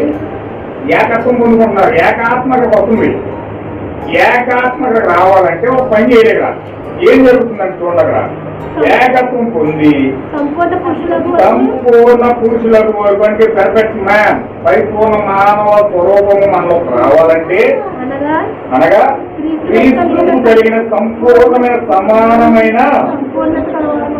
ఏమన్నా అవుతామా క్రీస్తు కలిగిన సమానమైన అథారిటీ అంట. అంటే ఆయనకి ఏ అధికారం ఉందో అదే అధికారం, ఆయనకి ఏ మనసు ఉందో అదే మనసు, ఆయనకి ఏ జీవితం ఉందో అదే జీవితం, ఆయనకి ఏ తలంపు ఉందో అదే తలంపు. అంటే ఆయనతో మనం సమానం అయిపోతాం. ఈక్వల్ హల్లెలూయా. ఇప్పుడు వరకు మనం ఎలా చూస్తాం? ఆయన దేవుడు, ఆయన రక్షకుడు, ఆయన విమోచుడు, ఆయన సమస్తము అన్ని ఆయన అని చెప్పి ఆయనే మనం ఆరాధన చేస్తున్నాం. కానీ వాస్తవం ఏంటంటే ఆయనతో మనం సమాన పాలిభాగస్తురాలు. ఆయనతో మనం సమానం అవ్వాలంటే సంపూర్ణ మనసు మనలో రావాలి. మనలో రావాలంటే ఏం జరగాలి? ఇక్కడ సమానమైన సంపూర్ణత కలుగుకోవడం వరకు ఆయన ఇలాగూ నియమించెను. పరిశుద్ధులు సంపూర్ణమైనట్లు క్రీస్తు శరీరము క్షేమాభివృద్ధి చెందుటకును పరిచర్య ధర్మం జరుగుటకును ఆయన ఏం చేశాడంటే ప్రవర్త ద్వారా ఆయన ఏం చేస్తున్నాడంటే 5 రకాల కార్యాలు సంఘానికి ఏర్పాటు చేస్తా ఉన్నాడు. ఆయన కొందరిని అపోస్తులుగా అపాయింట్మెంట్ చేశాడు, కొందరిని ప్రవర్తలుగా అపాయింట్మెంట్ చేశాడు, కొందరిని స్వార్థికులుగా అపాయింట్మెంట్ చేశాడు, కొందరిని కాపరులుగా అపాయింట్మెంట్ చేశాడు, కొందరిని ఉపదేశులుగా అపాయింట్మెంట్ చేశాడు. అందువల్ల మనం ఇక మీద పరిస్థితులమై ఉండి మనుషుల మాయోపాయముల చేత వంచనతోను తప్పు మార్గములకు లాగు కుయెత్తుతోను గాలికి కొట్టుకుపోవునట్లు కల్పించబడిన ప్రతి ఉపదేశములకు అటు ఇటు కొట్టుకొని పోక అలల చేత ఎగరగొట్టబడిన వారమై ఉండగా ప్రేమ కలిగి సత్యము చెప్పుచు క్రీస్తు వలె ఉండుటకు మన అన్ని విషయంలో కూడా ఎదుగుదుము. అంటే ఎప్పుడైతే ఈ వ్యక్తి దేవుని యొక్క నిజమైన యాజకుని కొని ఆ నిజమైన యాజకత్వములో ఉన్న 5 రకాల పరిచర్య, అపోస్తులు, ప్రవర్తలు, సువార్థికులు, ఉపదేశకులు, మాస్టర్లు, ఈ 5 రకాల పరిచర్య ద్వారా ఆ నిజమైన యాజకత్వంలో ఎప్పుడైతే అడుగు పెడతారో వీళ్ళు సాతాను కుయెత్తు చేత మాయోపాయముల చేత అటు ఇటు పడేసే అల్ప విశ్వాసులే కాకుండా వీళ్ళు ఏం చేస్తారంటే సత్యము చెప్పుచ్చు. ఏం చేస్తారండి? ఎంత బాగా రాశాడు పౌలు గారు. ప్రేమ కలిగి సత్యము చెప్పుచ్చు క్రీస్తువలే ఉండుటకు మనం అన్ని విషయాల్లో కూడా ఎదుగుపోతామంట. హల్లెలూయా. మనం ఒకవేళ సత్యము చెప్పకుండా ప్రేమ లేకుండా మనం అటు ఇటు గాలికి చెదిరిపోయే వ్యక్తులుగా మనం ఉండి మనం ఇబ్బందులు పడుతున్నామంటే ఖచ్చితంగా నిజమైన యాజకత్వము మనం కలిగి లేవని అర్థమిస్తాము. అంటే మనం నిజమైన యాజకత్వం మనం కనుగోవాలి.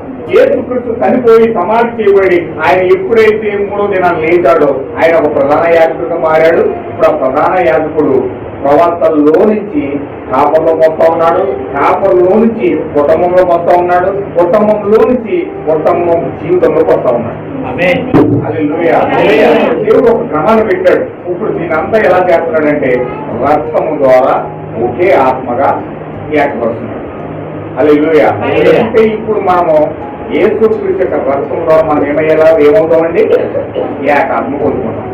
అంటే ఇది ప్రకృతి పరంగా దేవుడు ప్రభురాత్రి భోజనాన్ని ఎందుకు ఏర్పాటు చేశాడంటే ఒక సాదృశ్యంగా, ఒక ఛాయగా, ఒక నీడగా ఎందుకు పెట్టాడంటే ఒకే కప్పులో ఎందుకు తాగమన్నాడంటే ఒకే గిన్నెలో ఎందుకు తినమన్నాడంటే అందరూ ఒకటే కనుక ఒకే గ్లాసు అందరూ తాగాలి, ఒకే ఉంటే అందరూ తినాలని ఎందుకు పెట్టాడంటే వీళ్ళందరూ ఈ శరీరం ద్వారా ఈ రక్తము ద్వారా ఏకాత్మగా ఏక శరీరముగా వీళ్ళు మారుతా ఉన్నారు. ప్రకృతి సంబంధమైన సూచన దేవుడు ఎందుకు పెట్టాడంటే ఒకనొక రోజు దేవుని సన్నిధిలో మనం అందరం కూడా మధ్యాకాశంలో అందరం కూడా ఒకే శరీరంగా క్రీస్తు యొక్క శరీరంగా మారి మనము దేవుని యొక్క బల్ల దగ్గర కూర్చున్నప్పుడు ఆ ప్రభురాత్రి భోజనం నేరుగా యేసుక్రీస్తు మనకి ఇస్తారు. అందుకే నా ప్రియమైన సహోదరులారా మనము ఖచ్చితంగా ఏకాత్మగా మారాలంటే, ఏక మనసు మనలోకి రావాలంటే, సహోదర ప్రేమ పెరగాలంటే, చక్కగా మనం ఒక సంఘముగా కట్టబడాలంటే, ఒక శరీరంగా మనం అమర్చబడాలంటే ఖచ్చితంగా దీన్ని భక్తితోనూ భయముతోనూ శ్రద్ధతో వెతుకుతూ ప్రకృతి సంబంధమైన నియమాన్ని భక్తితో భయముతో ఒప్పుకుంటూ ఎంత భక్తి శ్రద్ధలతో దీన్ని సమీపిస్తావో అంతే భక్తి శ్రద్ధలతో అంతే విశ్వాసంగా దేవుడు ఆత్మ సంబంధమైన శరీరంలో నేను తీసుకెళ్తాను. హల్లెలూయా. అంటే ఇది ప్రకృతి సంబంధమైన శరీరం, నువ్వు ఎంత నమ్మకంగా ఎంత యథార్థంగా దీన్ని సమీపిస్తున్నావు దేవుడు చూస్తాడు. దీన్ని చూసిన దేవుడు ఆ శరీరం తీసుకెళ్తాడు. హల్లెలూయా. అందుకే దేవుడు మొత్తం ప్రకృతి సంబంధంగా నిన్ను పరీక్షిస్తాడు. ప్రకృతి సంబంధంగా నువ్వు పాస్ అయినప్పుడు ఆత్మ సంబంధంగా నడిపిస్తాడు. దీన్ని ఎందుకు పెట్టాడంటే ఇది అందరూ కూడా ప్రకృతి పరంగా కాదని చెప్పేసి నెల నెల ఇచ్చేస్తారు కదని చెప్పేసి అందరూ చేస్తున్నారు, లేదా మనం తీసుకోకపోతే మన తప్పులో కొంత చెప్తారు, మన పాపులో కింద చేస్తారని చెప్పి ఏదో ఏదో రకంగా వచ్చి తీసుకోవడం ప్రయత్నం చేస్తారు. కానీ ఎప్పుడైతే దీనిలో నువ్వు ఎంత యథార్థంగా ప్రవేశిస్తావు దేవుడు చూస్తాడో నీ యథార్థతను బట్టి అసలైన ఆత్మ సంబంధమైన శరీరం నేను తీసుకెళ్తాడు. హల్లెలూయా. అందుకే నా ప్రియమైన సోదరులు ఖచ్చితంగా దీంట్లో భయంతోను భక్తితోను చక్కని ఒప్పుకోలుతో మీరు ఇందులో ప్రవేశించినట్లయితే, చక్కగా దేవుడు యథార్థతతో నీతితో దీనిలో ప్రవేశించినట్లయితే ఏదైనా పాపం ఉంటే ఒప్పుకొని, ఏదైనా లోపం ఉంటే ఒప్పుకొని దేవుడి దగ్గర సరి చేసుకుని, సహోదరుల దగ్గర సరి చేసుకుని, ఎప్పుడైతే హృదయపూర్వకంగా ఒక భేదము లేని హృదయముతో నిర్దోషమైన హృదయముతో ఎప్పుడైతే ప్రయోజనంలో ప్రవేశిస్తున్నావో నీ యథార్థతను చూసిన దేవుడు నిన్ను ఆత్మ సంబంధమైన శరీరంలో పెడతాడు. హల్లెలూయా.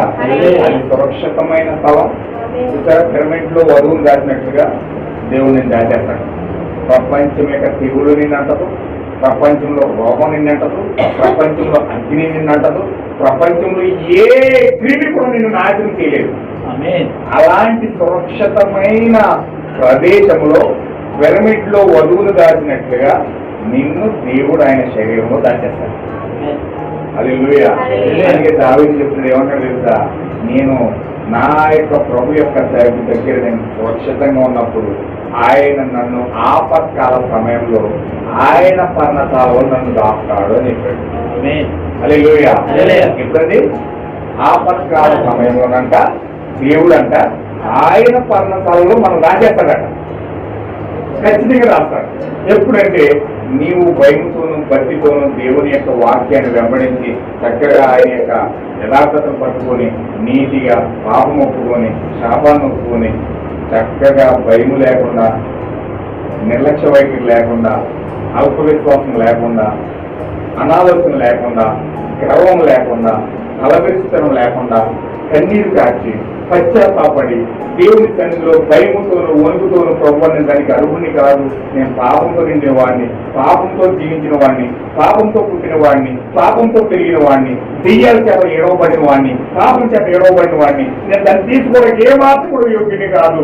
అయినను నీ ప్రేమ ద్వారా, అయినను నీ కృప ద్వారా, నీ కల్వరి యొక్క రక్తం ద్వారా నాకు ఇచ్చిన అవకాశాన్ని బట్టి నేను భయంతో భక్తితో నీ దగ్గరికి నేను ఎంతో విధేయతతో వినయంతో నీ ఎదుకు వస్తున్నాను. ప్రభువా దయచేసి నన్ను స్వీకరించు, దయచేసి నన్ను స్వీకరించు, please lord, please lord, once more lord అని ఎప్పుడైతే నువ్వు బ్రతుమాలుకొని ఆయన సన్నిధిలో గోటాడుతూ ఎప్పుడైతే అందులో ప్రవేశిస్తావో నీ జీవితం ఆశీర్వాదం కూడా పొందుతాడు.